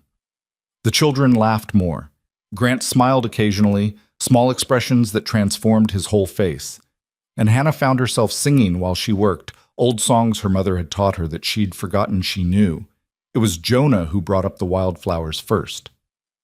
They were having dinner one evening in early March, the windows showing the first real signs that winter might actually end someday, when Jonah suddenly said, "Mama's flowers will be coming up soon." The table went quiet. Lucas's spoon stopped halfway to his mouth. Becky looked confused, too young to fully remember. And Grant's face did that thing where it closed down, shuttering all emotion behind a wall of careful blankness. "What flowers, sweetheart?" Hannah asked gently when no one else spoke. "In the field behind the north pasture," Jonah explained, her voice small. "Mama loved them. Every spring she'd take us out there and we'd pick them and make crowns, and she'd tell us about how wildflowers were the bravest plants because they grew where nothing else could." She paused, her eyes shining with unshed tears. "Papa won't go there anymore." Hannah looked at Grant and saw the grief written plainly on his face, raw and aching and still so fresh despite the months that had passed. "That's where we scattered her ashes," Lucas said quietly, and suddenly Hannah understood. The field wasn't just a place his wife had loved, it was where she rested, where part of her would always be. "I'd like to see it," Hannah said, the word surprising even herself. "When the flowers come up, if that would be all right." Grant's eyes snapped to hers, searching for something. Mockery maybe, or false sympathy, or any of the 100 wrong reasons someone might want to visit a dead woman's resting place. But Hannah met his gaze steadily, honestly, and whatever he saw there made something in his expression soften. "She'd have liked you," he said, so quietly Hannah almost missed it. "My wife. She'd have liked your kindness." The compliment settled around Hannah's shoulders like a blessing from a ghost, and she felt honored by it in a way she couldn't quite explain. That night, after the children were asleep, Grant appeared in the kitchen where Hannah was finishing the day's bread for tomorrow. He stood in the doorway with something in his hands, a small wooden box worn smooth from years of handling. "I want to show you something," he said. Hannah wiped the flour from her hands and followed him to the table. He set the box down and opened it carefully, reverently, and Hannah saw it was full of small treasures: a woman's pearl necklace, a few letters tied with ribbon, a pressed flower, a lock of blonde hair. "These were hers," Grant said, touching each item gently. "The things I kept, the things I couldn't let go."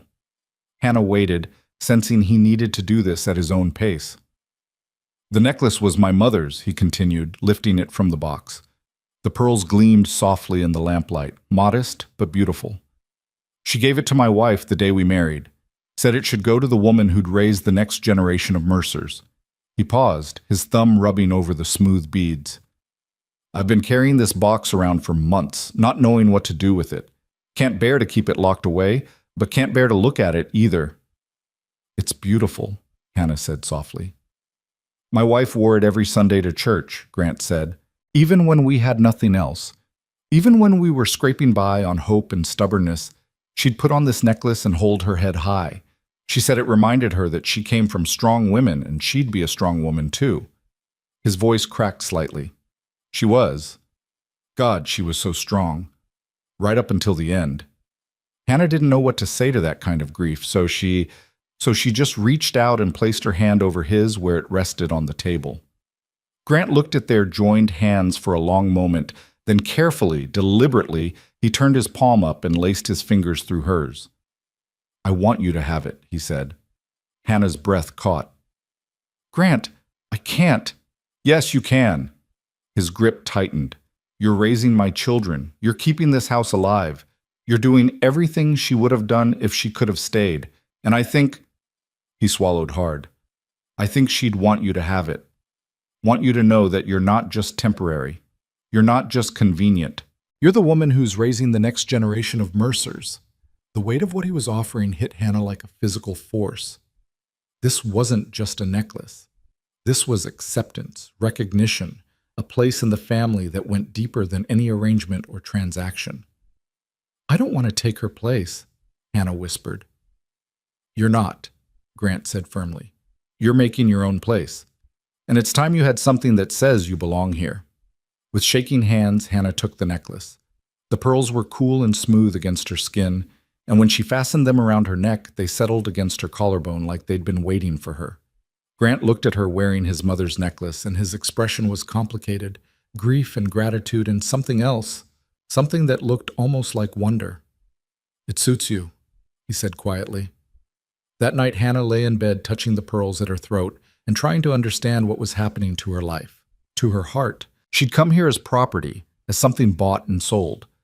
But somehow she was becoming something else, something chosen. The next morning brought disaster. Hannah woke to shouting, Grant's voice raised in a way she'd never heard before, sharp with panic and command. She was out of bed and running before her eyes were fully open, her heart already hammering with fear. Outside, chaos. The morning was gray with pre-dawn light, and in that dimness Hannah could see horses everywhere, the Mustang herd that Grant kept in the north pasture, wild-eyed and panicking, running in all directions. And in the middle of it, two small figures that made Hannah's blood turn to ice. Lucas and Jonah, separated from each other, both trying to get to the house, but cut off by the stampeding animals. Stay where you are, Grant was yelling, already running toward them. Don't move! Don't! Lucas, no! But Lucas had seen his sister, had seen her surrounded by frightened horses, and the boy did what any brave, foolish child would do. He ran toward her. A Mustang, spooked by his movement, reared up, and its hooves came down hard. Lucas went down like a puppet with cut strings. The scream that tore from Hannah's throat was primal, animal. She was running before she knew she'd decided to move, running toward the fallen boy while Grant veered toward Jonah, both of them operating on pure instinct and terror. Hannah reached Lucas first. He was conscious but clearly hurt, his face white with pain and shock, his left arm bent at an angle that made her stomach lurch. But he was alive. He was breathing. "It's okay, I've got you, you're okay," she heard herself saying, the words tumbling out in a steady stream as she gathered him up as carefully as she could. His weight in her arms was precious and terrible. This child who'd been so suspicious of her, who'd watched her with guarded eyes for weeks, now clinging to her and crying against her shoulder while she carried him toward the house. Grant had Jonah, was bringing her in too, and together they got the children inside while the Mustangs continued their panicked flight outside. Hannah laid Lucas on the table, the same table where they ate meals, where she'd kneaded bread just last night, and her hands were shaking so badly she could barely function. "His arm is broken," she said, forcing her voice to stay calm, even though everything inside her was screaming. "Maybe his ribs too. Grant, we need to splint the arm and bind his chest and—" "I know," Grant said, but his voice was hollow, distant. He stood frozen by the door, staring at his son with an expression that Hannah recognized from Becky's fever. Paralysis, terror, the look of a man watching his worst nightmare unfold again. "Grant," Hannah said sharply, "I need you present. I need you here with me. We can save him, but I need your help." It was the same tone she'd used during Becky's illness, the command that had broken through his panic then. It worked again now. Grant's eyes focused, cleared, and he nodded once before moving into action. What followed was the most harrowing hour of Hannah's life. Between them, they set Lucas's arm as best they could, while the boy screamed and thrashed and begged them to stop. They bound his ribs with strips of clean cloth. They checked him for other injuries, finding bruises blooming across his skin, but nothing else that seemed life-threatening. Through it all, Jonah stood in the corner clutching Becky, both girls crying silently, watching their brother suffer. When it was done, when Lucas was finally dosed with enough of the whiskey medicine to blur the edges of his pain and send him into an exhausted half-sleep, Grant walked to the far side of the room and put his fist through the wall. The violence of it shocked everyone. Jonah gasped, Becky started crying harder, and Hannah just stood there watching as Grant hit the wall again and again until his knuckles were bloody and something in him had been released. "It's my fault," he said, his voice raw and ragged. "I should have fixed that fence last week, should have checked the gate latch, should have been more careful, should have—" His voice broke. "This is what I do. I fail them. I fail everyone." "No," Hannah said firmly, moving toward him. "No, Grant, listen to me. This was an accident. You couldn't have predicted." "I should have!" He rounded on her, and Hannah saw the full force of his anguish, his guilt, his bone-deep terror. "I'm their father. I'm supposed to protect them. But I couldn't save my wife, and now I'm going to lose—" "You're not going to lose him," Hannah interrupted, grabbing his shoulders and making him look at her. "Lucas is going to be fine. We caught it in time. We stopped the bleeding. We set the bones. He's young and strong, and he's going to heal." "You don't know that." "I do know that," Hannah said, and her voice was steel. "Because I'm not going to let anything else happen to him. I'm going to sit by his side every hour of every day until he's better. I'm going to fight for him the same way I fought for Becky, and you're going to help me. You're not failing, Grant. You're here. You're trying. You're loving them as hard as you can. That's not failure. That's all any of us can do." Grant stared at her, and slowly the wildness in his eyes began to recede. He looked at his bloody knuckles, at Lucas unconscious on the table, at his daughters huddled in the corner, at Hannah standing in front of him like a barrier between him and his own guilt. "I can't lose another one," he whispered. "I can't survive it." "You won't have to," Hannah promised. "We're all right here. We're all still breathing, and we're going to stay that way." For 3 days and nights, Hannah kept her promise. She sat beside Lucas while he drifted in and out of feverish sleep, cooling his forehead when he burned too hot, holding his good hand when he cried out in pain, singing softly to him when the nightmares came. Grant spelled her occasionally, insisting she rest, but Hannah could see the toll it was taking on him, the way his hands shook when he checked his son's pulse, the way his face would go gray when Lucas moaned. This was different from Becky's fever. With Becky, the enemy had been invisible, a sickness that had come from nowhere and could be fought with medicine and time.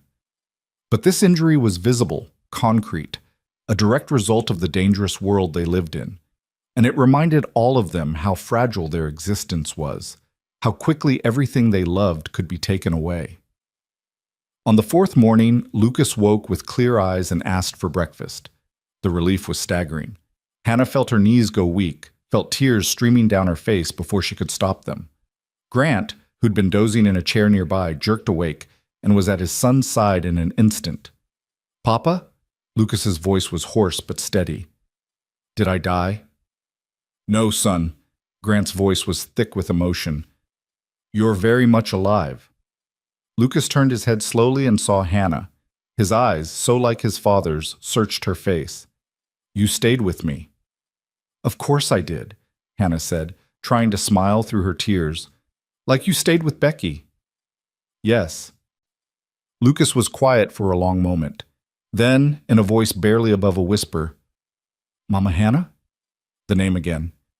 The same name Becky had used in her delirium, but this time spoken with full awareness, with choice. "Yes, sweetheart?" Hannah managed. "Did you cry for me?" The question broke her. Hannah thought about lying, about protecting herself, about maintaining some kind of distance. But she couldn't, not with this brave child looking at her with eyes that had seen too much pain. "Yes," she said simply. "I cried a lot." "How come?" "Because I love you. Because somewhere along the way you stopped being someone else's child and became mine. Because the thought of losing you was unbearable. Because you matter to me," Hannah said, echoing what she'd told Becky weeks ago. "Because I couldn't stand the thought of anything bad happening to you." Lucas nodded as if this made perfect sense. Then he looked at his father, and something passed between them, some male understanding that Hannah couldn't quite read. "Papa," Lucas said slowly, "I think we should keep her." Despite everything, the pain, the fear, the exhaustion, Grant laughed. It was a real laugh, surprised and genuine, the sound rusty from disuse but beautiful nonetheless. "I think you're right, son," he said. "I think we should definitely keep her." And just like that, something settled. Some question that had been hanging over the household since Hannah first arrived was answered. She wasn't leaving. They weren't letting her go.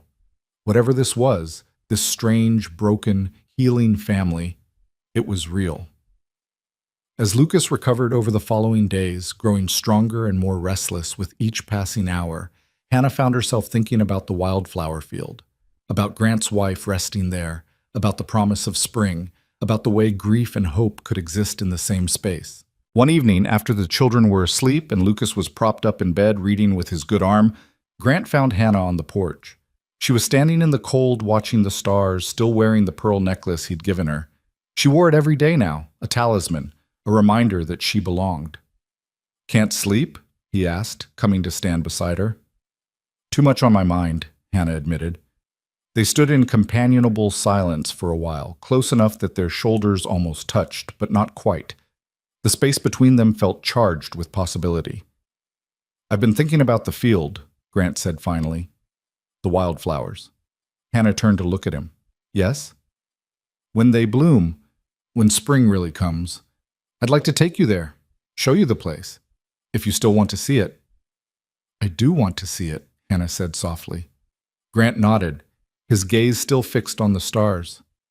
"I need to tell you something. Something I should have said weeks ago." Hannah waited, her heart picking up speed. "When my wife died, I thought I died too. Not literally, but all the parts of me that knew how to be happy, how to hope, how to believe in anything good, they just stopped working. And for almost a year, I've been going through the motions, trying to survive for the children's sake, but not really living." He paused, and when he spoke again, his voice was raw with honesty. You changed that.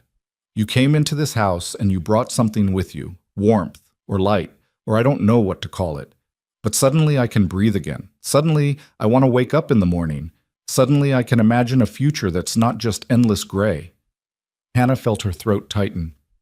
Grant, I'm not saying I love you, he continued quickly. I'm not sure I know how to love anyone that way anymore, but I'm saying I care. I'm saying you matter. I'm saying that somewhere along the way you stopped being the woman I bought and became the woman I... He stopped, searching for words. The woman I need. The woman my children need. The woman this family needs. That's enough, Hannah whispered. You don't have to love me. You don't have to be anything you're not ready to be. But knowing I matter, knowing I'm needed, that's more than I ever thought I'd have. Grant finally turned to look at her, and in the starlight his face was open, vulnerable in a way she'd never seen before. You deserve more than that. Maybe, Hannah said, but I'll take what I can get, because this... She gestured at the house behind them, at the sleeping children inside, at the life they were building together. This is more than I ever dreamed of having. Grant reached out slowly, giving her time to pull away and touch the pearls at her throat. His fingers were warm against her skin, and Hannah's breath caught at the intimacy of the gesture. These look right on you, he said quietly, like they were always meant to be yours. Your mother would have wanted them to go to your wife, Hannah pointed out.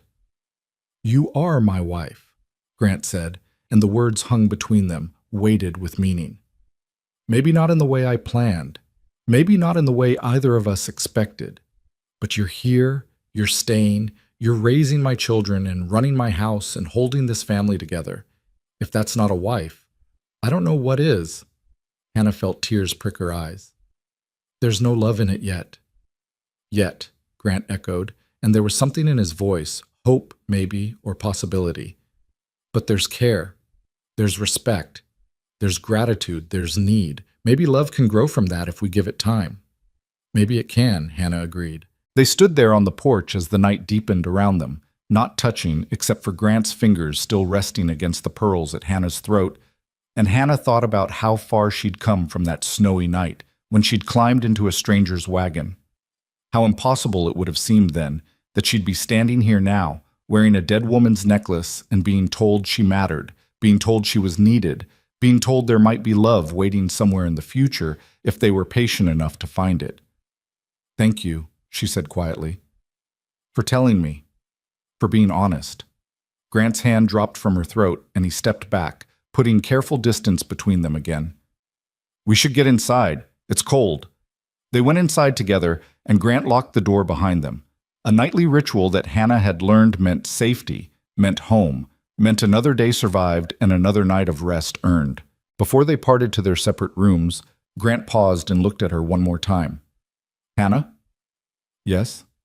When spring comes, when we go to the wildflower field, I'd like it if you'd stand beside me, not as my housekeeper, not as someone I bought, but as someone who belongs there. Hannah understood what he was asking, what he was offering. I'd be honored. Grant nodded once, sharp and final, then disappeared into his room. And Hannah went to hers, touching the pearls at her throat and thinking about wildflowers and spring and the slow, careful way that broken people learn to heal. In Lucas's room, the boy was still awake, his arm in its splint resting across his chest. When Hannah looked in to check on him, he smiled, a real smile, open and unguarded. Good night, Mama Hannah, he said. And Hannah, who'd spent 18 years being unwanted and another few months being uncertain, smiled back and said, Good night, sweetheart. I'll be right here if you need me. I know, Lucas said. You always are. Simple words, but they held a truth that Hannah wrapped around herself like armor as she finally lay down to sleep. She was here. She was needed. She was becoming loved. And maybe that was the bravest thing of all. Not surviving what life threw at you, but daring to believe you deserved the good things when they finally came. Spring came slowly to Wyoming that year, as if the land itself was reluctant to let go of winter's grip. But it came nonetheless. First in small signs that only those who'd survived the brutal cold could truly appreciate. The icicles that had hung from the eaves began to drip at midday. The snow started to melt in patches, revealing brown grass underneath that would soon turn green, and the air, while still cold, carried a different quality, something softer, something that whispered of possibility. Lucas was healing well, his arms still splinted but his spirits high. He'd taken to following Hannah around the house like a shadow, asking questions about everything she did, offering to help with his good hand, calling her Mama Hannah with an ease that suggested he'd been doing it his whole life. Jonah had started leaving small gifts on Hannah's pillow, pressed flowers, smooth stones from the creek, a drawing of the family that included Hannah standing next to Grant with all three children clustered around them. And Becky had taken to crawling into Hannah's lap whenever she was sitting still, as if she needed the physical reassurance that this woman who'd saved her was real and permanent. Grant watched all of this with an expression Hannah couldn't quite read, something that looked like relief mixed with regret, gratitude mixed with grief. They were careful around each other in those weeks after their conversation on the porch, polite and considerate, neither willing to push for more than the other was ready to give. But there was a new awareness between them, a heightened consciousness of each other's presence that made Hannah's skin prickle whenever Grant entered a room. It was late March when the wildflowers first appeared. Jonah saw them from the kitchen window and let out a cry of delight that brought everyone running. "The flowers! Papa, the flowers are coming!" Grant came in from the barn to see what the commotion was about, and when he saw his daughter's face, bright with joy for the first time in so long, something in his expression softened. He looked at Hannah, and she saw the question in his eyes. "Today?" she asked quietly. "Do we go today?" Grant nodded slowly. "If you're ready." "I'm ready." They set out after lunch, all five of them making the journey to the north pasture. Lucas rode in the wagon despite his protests that he could walk, his arm still bound but healing straight. Becky sat on Hannah's lap, pointing out every bird and cloud and interesting rock as if the world had just been created new for her benefit. Jonah walked beside her father, her hand in his, chattering about the flowers her mother had loved and the crowns they used to make, and the stories about brave plants that grew where nothing else could. The field was exactly as Jonah had described, a wide stretch of land beyond the pasture fence, rolling gently toward distant hills, and covering every inch of it, just beginning to bloom, were wildflowers. Blues and purples and yellows, delicate and fierce at the same time, growing in defiance of the harsh climate that tried to kill them every year. It was breathtaking. Grant stopped at the edge of the field and stood very still, his jaw tight, his eyes suspiciously bright. The children ran ahead immediately, whooping with joy, already gathering blooms to weave into crowns and chains. But Grant remained frozen, and Hannah understood. This was the first time he'd been here since they'd scattered his wife's ashes. The first time he'd allowed himself to return to this place that held so much beauty and so much pain. "You don't have to do this," Hannah said softly. "We can go back." "No." Grant's voice was rough but firm. "I need to do this. I need to—" He stopped, swallowed hard. "I need to remember that beautiful things can still exist, that life goes on, that she'd want us to keep living, not just surviving." Hannah waited, letting him take his time, letting him find his courage. After a long moment, Grant took a step forward, then another, and soon they were walking together into the field of flowers, the children's laughter floating back to them on the spring breeze. They found a spot near the center of the field where the flowers grew thickest, and Grant knelt down, his hands hovering over the blooms as if he was afraid to touch them. "This is where we laid her to rest," he said. "Right here. She wanted to be part of this place she loved, wanted to feed the earth that fed the flowers." "It's beautiful," Hannah said, and meant it.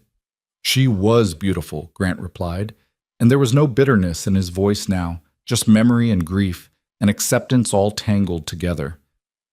"Inside and out.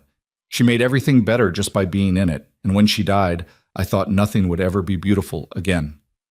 Hannah knelt beside him, careful not to crush any flowers, and waited for him to continue. "But it is beautiful," Grant said, looking around at the field, at his children playing among the blooms, at the wide sky above them. "Life is still beautiful, and I think—" His voice caught. "I think she'd be happy about that." "I think she would be too," Hannah said gently. Grant reached into his coat and pulled out something wrapped in cloth. He unwrapped it carefully, revealing a small bouquet of dried flowers, wildflowers preserved from last year, brown and brittle but still recognizable. I kept these, he said, from the last time we came here together, before she got sick. She made a crown and wore it all day, laughing like a girl even though she could barely walk by then. He touched the brittle petals with infinite gentleness. I couldn't let them go. You don't have to, Hannah said. I know. Grant looked at her, and his eyes were full of something that might have been gratitude or might have been grief or might have been both. But I want to. I want to put them back. Let them return to the earth. Let them become part of this place like she is. He paused. Will you help me? Hannah felt tears prick her eyes. Of course. Together they dug a small hole in the earth, careful not to disturb the growing flowers around them. Grant placed the dried bouquet in the hollow, and Hannah covered it with soil, patting it down gently. It was a burial of sorts, a letting go, a way of saying goodbye to the physical remnants while keeping the memory alive. When it was done, Grant sat back on his heels and was quiet for a long time. Hannah stayed beside him, not speaking, just present. The children continued their play nearby, weaving flowers into chains and crowns, their voices carrying across the field like music. I need to tell you something, Grant said finally. Something I've been trying to say for weeks but couldn't find the words. Hannah's heart picked up speed. All right. When I brought you here, to the ranch, to my family, I thought I knew what I was getting. Help, convenience, someone to keep the machinery running while I tried to hold myself together. He shook his head. But you weren't what I expected. You were more. You didn't just keep the house running. You made it a home again. You didn't just watch my children. You loved them. You didn't just tolerate my grief. You helped me carry it. Grant, let me finish, he said, not harshly, but firmly. I told you on the porch that I didn't know if I could love again, that I wasn't sure I remembered how. But I was wrong. He turned to face her fully, and Hannah saw her own reflection in his dark eyes. I do love you, Hannah. I don't know when it happened. Maybe when you stayed up 3 nights to save Becky, or maybe when you held Lucas after he was hurt, or maybe it was 100 small moments I didn't even notice. But it happened, and I'm terrified of it, but I can't deny it anymore. Hannah felt like all the air had been stolen from her lungs. She opened her mouth, but no words came out. You don't have to say anything, Grant continued quickly. You don't have to feel the same way. I know this isn't a fairy tale. I'm a widower with 3 children and a failing ranch and more baggage than any person should have to carry. But I needed you to know. Needed you to understand that you're not just necessary, you're wanted, you're cherished, you're loved. I love you too, Hannah whispered, the words tumbling out before she could stop them. I think I have for weeks now, but I was too afraid to admit it. Afraid you'd see me as trying to replace her. Afraid the children would hate me for it. Afraid I was fooling myself into thinking I could be more than what I was bought to be. Grant reached out and took her hand, lacing their fingers together the way he had that night on the porch. You were never what you were bought to be. From the moment you arrived, you were becoming something else. Someone we needed. Someone we wanted. Someone we loved. Hannah felt tears streaming down her face, but for the first time in months, they were tears of joy rather than grief or fear or exhaustion. What do we do now? Now? Grant smiled, a real smile, full and genuine, the kind that transformed his whole face. Now we live, we build, we choose each other every day and see where it takes us. Papa, Mama Hannah. Becky came running up, a crown of wildflowers crooked on her blonde hair. Look what we made! Jonah and Lucas were behind her, both wearing crowns of their own, their faces bright with happiness. They'd made extras too, one for Grant and one for Hannah, woven with care from the flowers that grew where their mother rested. These are for you, Jonah said, suddenly shy. She placed one on Hannah's head with careful hands. So you can be part of this. Part of us.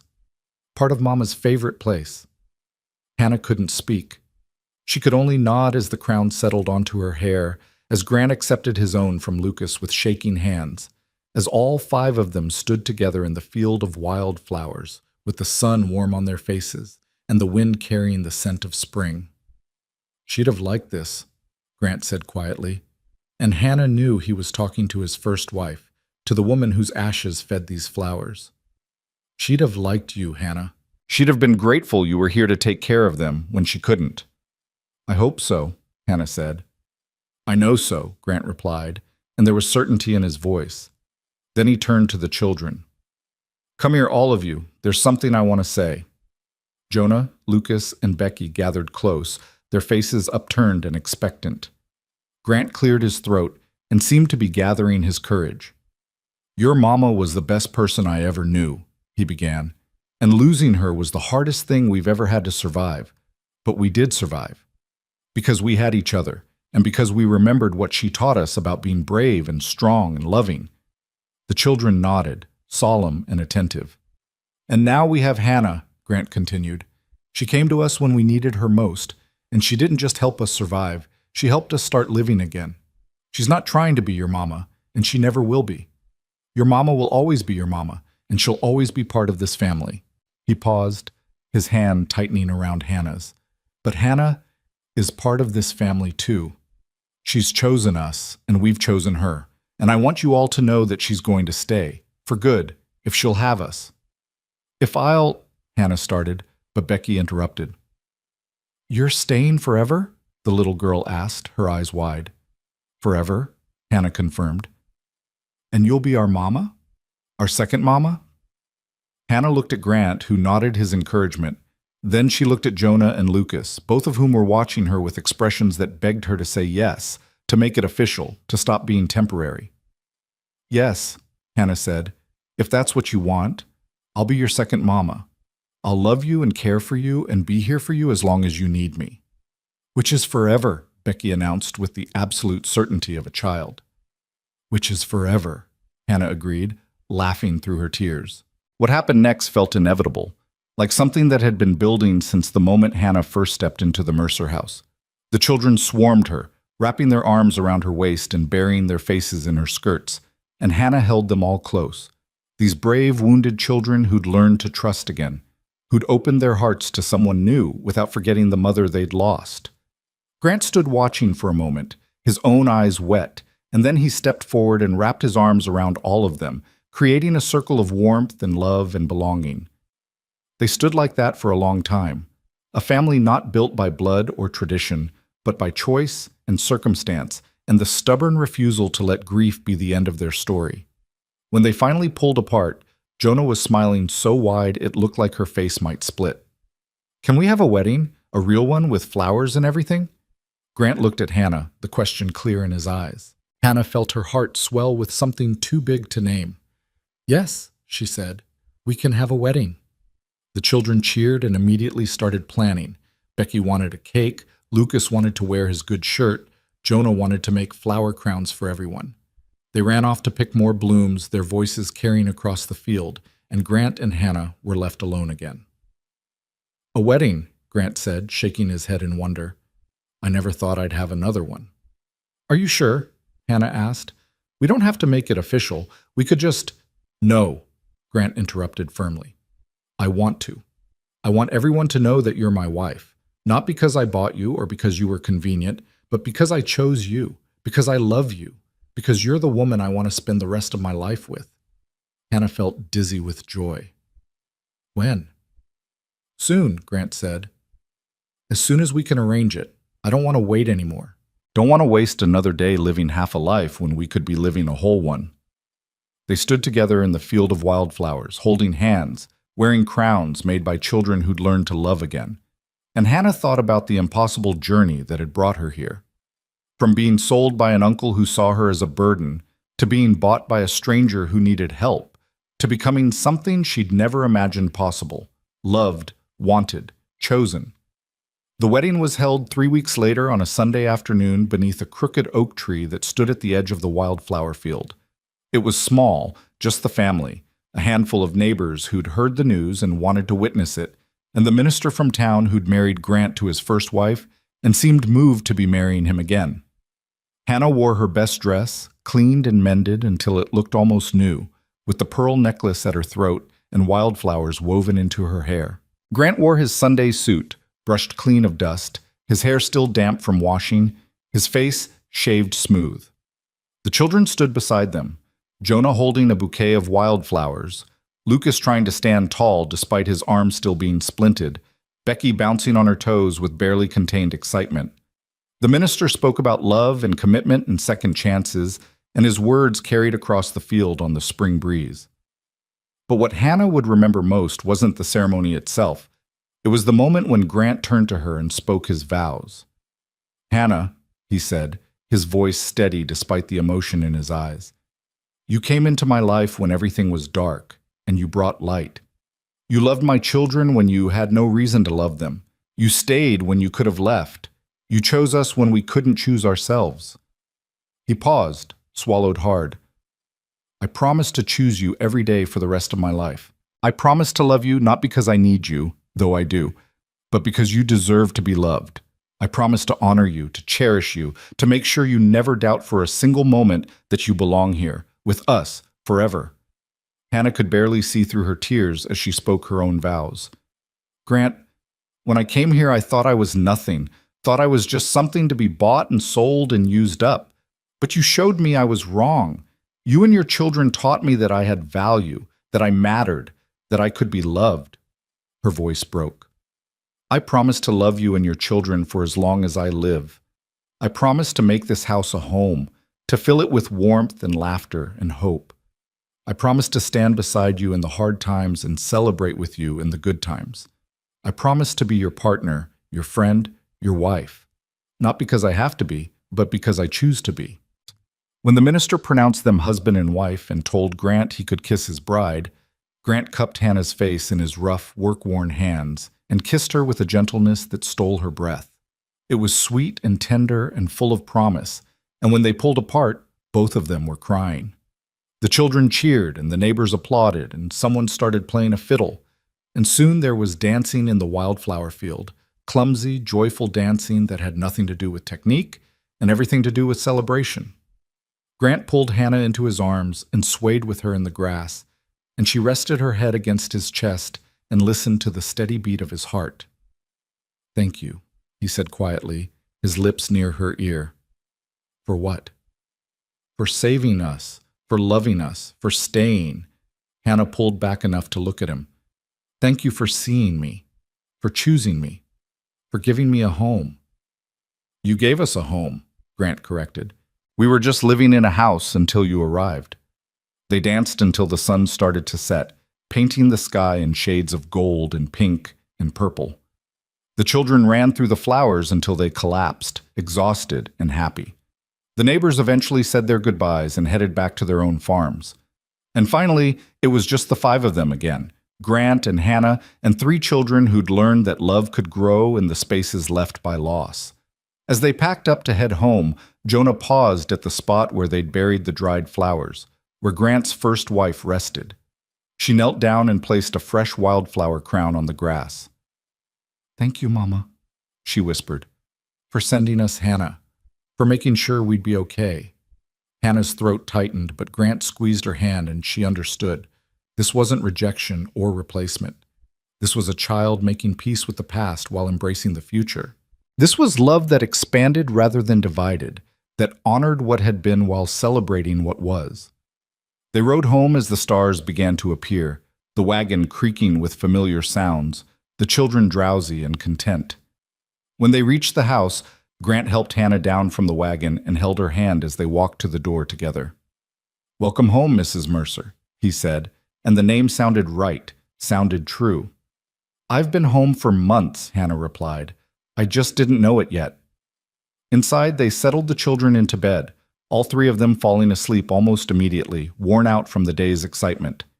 Then Grant and Hannah stood in the main room of the house that had become theirs, looking around at the space that had transformed from a tomb into a home. "What happens now?" Hannah asked, echoing the question she'd asked in the flower field weeks ago. "Now we plant a tree," Grant said. "A tree?"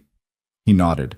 "My wife and I planted the oak when we first moved here, a symbol of putting down roots, of making this place ours. I think we should plant one too. Something that will grow with us, that will be here long after we're gone, that will remind our children and their children that love can be rebuilt, that families can be remade, that beautiful things can grow from broken soil.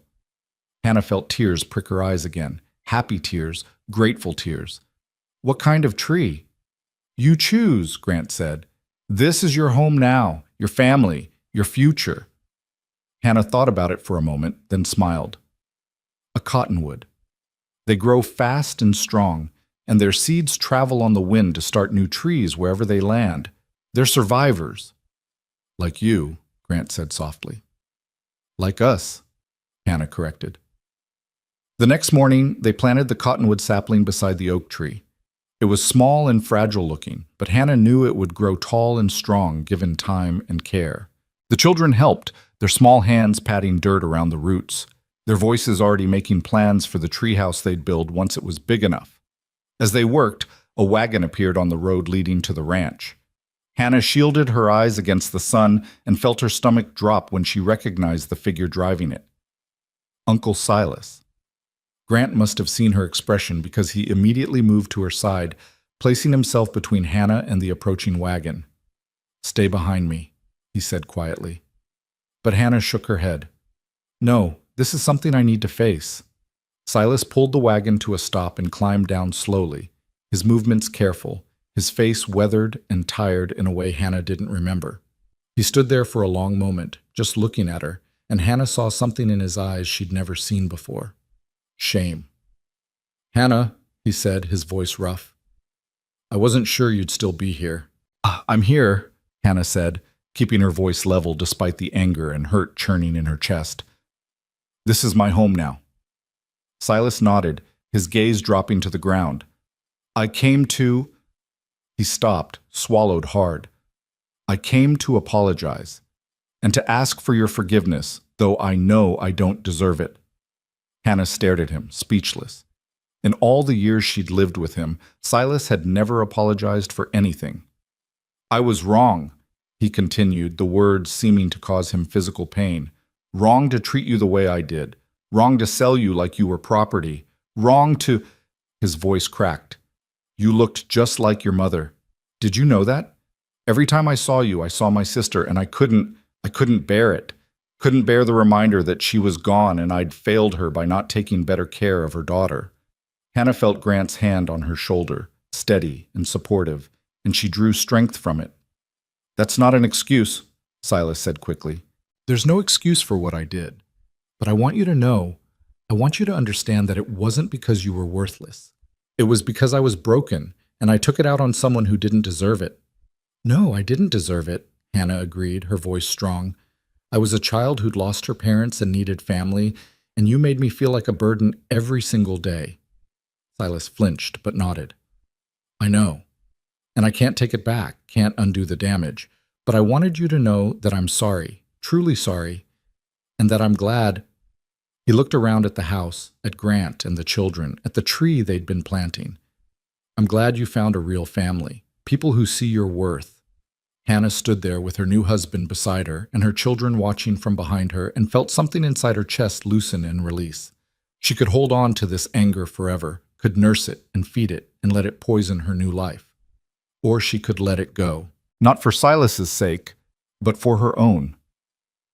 "I forgive you," she said quietly. "Not because what you did was okay, but because I won't let it have power over me anymore. I'm choosing to let it go so I can move forward." Silas's eyes filled with tears. "Thank you," he whispered. "That's more grace than I deserve." "Yes, it is," Hannah agreed, "but I'm giving it anyway." They stood there for another moment, and then Silas nodded once, climbed back into his wagon, and drove away.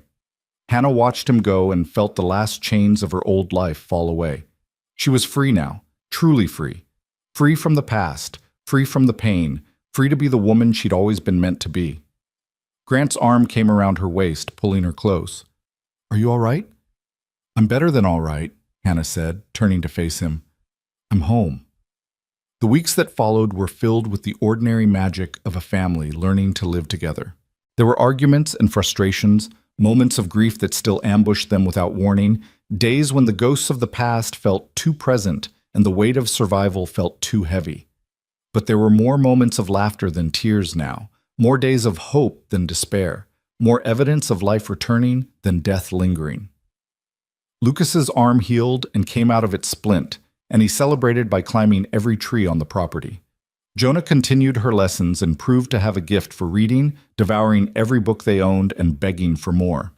Becky grew like a weed, her vocabulary expanding daily, her questions about the world becoming more complex and harder to answer. And Grant learned to smile again, to laugh without guilt, to hold Hannah's hand in daylight without feeling like he was betraying a memory. He told stories about his first wife sometimes, keeping her alive in the children's hearts, and Hannah listened and added her own observations, helping the children understand that they could love both mothers without choosing between them. On a warm day in early June, Hannah stood in the wildflower field with her hand on her belly, feeling the first flutters of new life growing inside her. She hadn't told Grant yet, had only just become certain herself. But she knew. A child. Their child. A symbol of the family they'd built from broken pieces. She heard footsteps behind her and turned to find Grant approaching, his expression curious. "You've been standing here for 20 minutes. Everything all right?" Hannah smiled and took his hand, placing it on her still flat stomach. "We're going to have a baby." Grant went very still. His eyes widened, his mouth opened, and for a moment no sound came out. Then he pulled her into his arms and held her so tight she could barely breathe, and she felt his shoulders shaking with emotion. "A baby," he whispered against her hair. "Our baby." "Our baby," Hannah confirmed. "A new life, a new beginning." When Grant pulled back, his face was wet with tears, but he was smiling, that full, genuine smile that transformed him completely. "Another Mercer," he said in wonder. "Another child to love." "Are you happy?" Hannah asked, suddenly nervous. "Happy?" Grant laughed, the sound joyful and free. "Hannah, I'm beyond happy. I'm grateful. I'm blessed. He stopped, cupped her face in his hands. "I'm so in love with you, it terrifies me sometimes." "Good," Hannah said, grinning, "because I'm terrified too, and I figure as long as we're scared together, we'll be all right." They told the children that night at dinner, and the reaction was everything Hannah could have hoped for. Jonah immediately started planning how she'd help with the baby. Lucas announced he'd teach the baby to ride horses, and Becky simply stated, "I'm going to be the best big sister ever," with the absolute certainty of a child who'd never doubted her own abilities. That night, after the children were asleep and the house was quiet, Grant and Hannah stood on the porch looking up at the stars. The cottonwood they'd planted was already showing new growth, its leaves rustling in the evening breeze. "Do you ever think about that first night?" Grant asked. "When I brought you here through the storm?" "All the time," Hannah admitted. "I was so scared, so certain I was just trading one kind of misery for another." "And now?" Hannah leaned into him, fitting perfectly against his side. "Now I know that sometimes the worst moments of our lives are actually the beginning of the best moments. That storm brought me here. To you, to them, to this life I never knew I could have." "It brought you home," Grant said softly. "Yes," Hannah agreed. "It brought me home." They stood together as the stars wheeled overhead and the wind carried the scent of wildflowers from the distant field. Inside the house, 3 children slept peacefully, their nightmares held at bay by the knowledge that they were loved and safe. And in Hannah's womb, a new life was beginning. A child who would grow up knowing only love, only security, only the certainty that they were wanted. Under the wide Wyoming sky, the Mercer family had learned to live again. They'd taken their grief and their fear and their brokenness and had forged something new from it, something stronger, something that would last. Hannah had come to them as property, as something bought and sold, but she'd become something infinitely more precious. She'd become the heart of a home that had learned to beat again. She'd become the warmth that melted frozen places.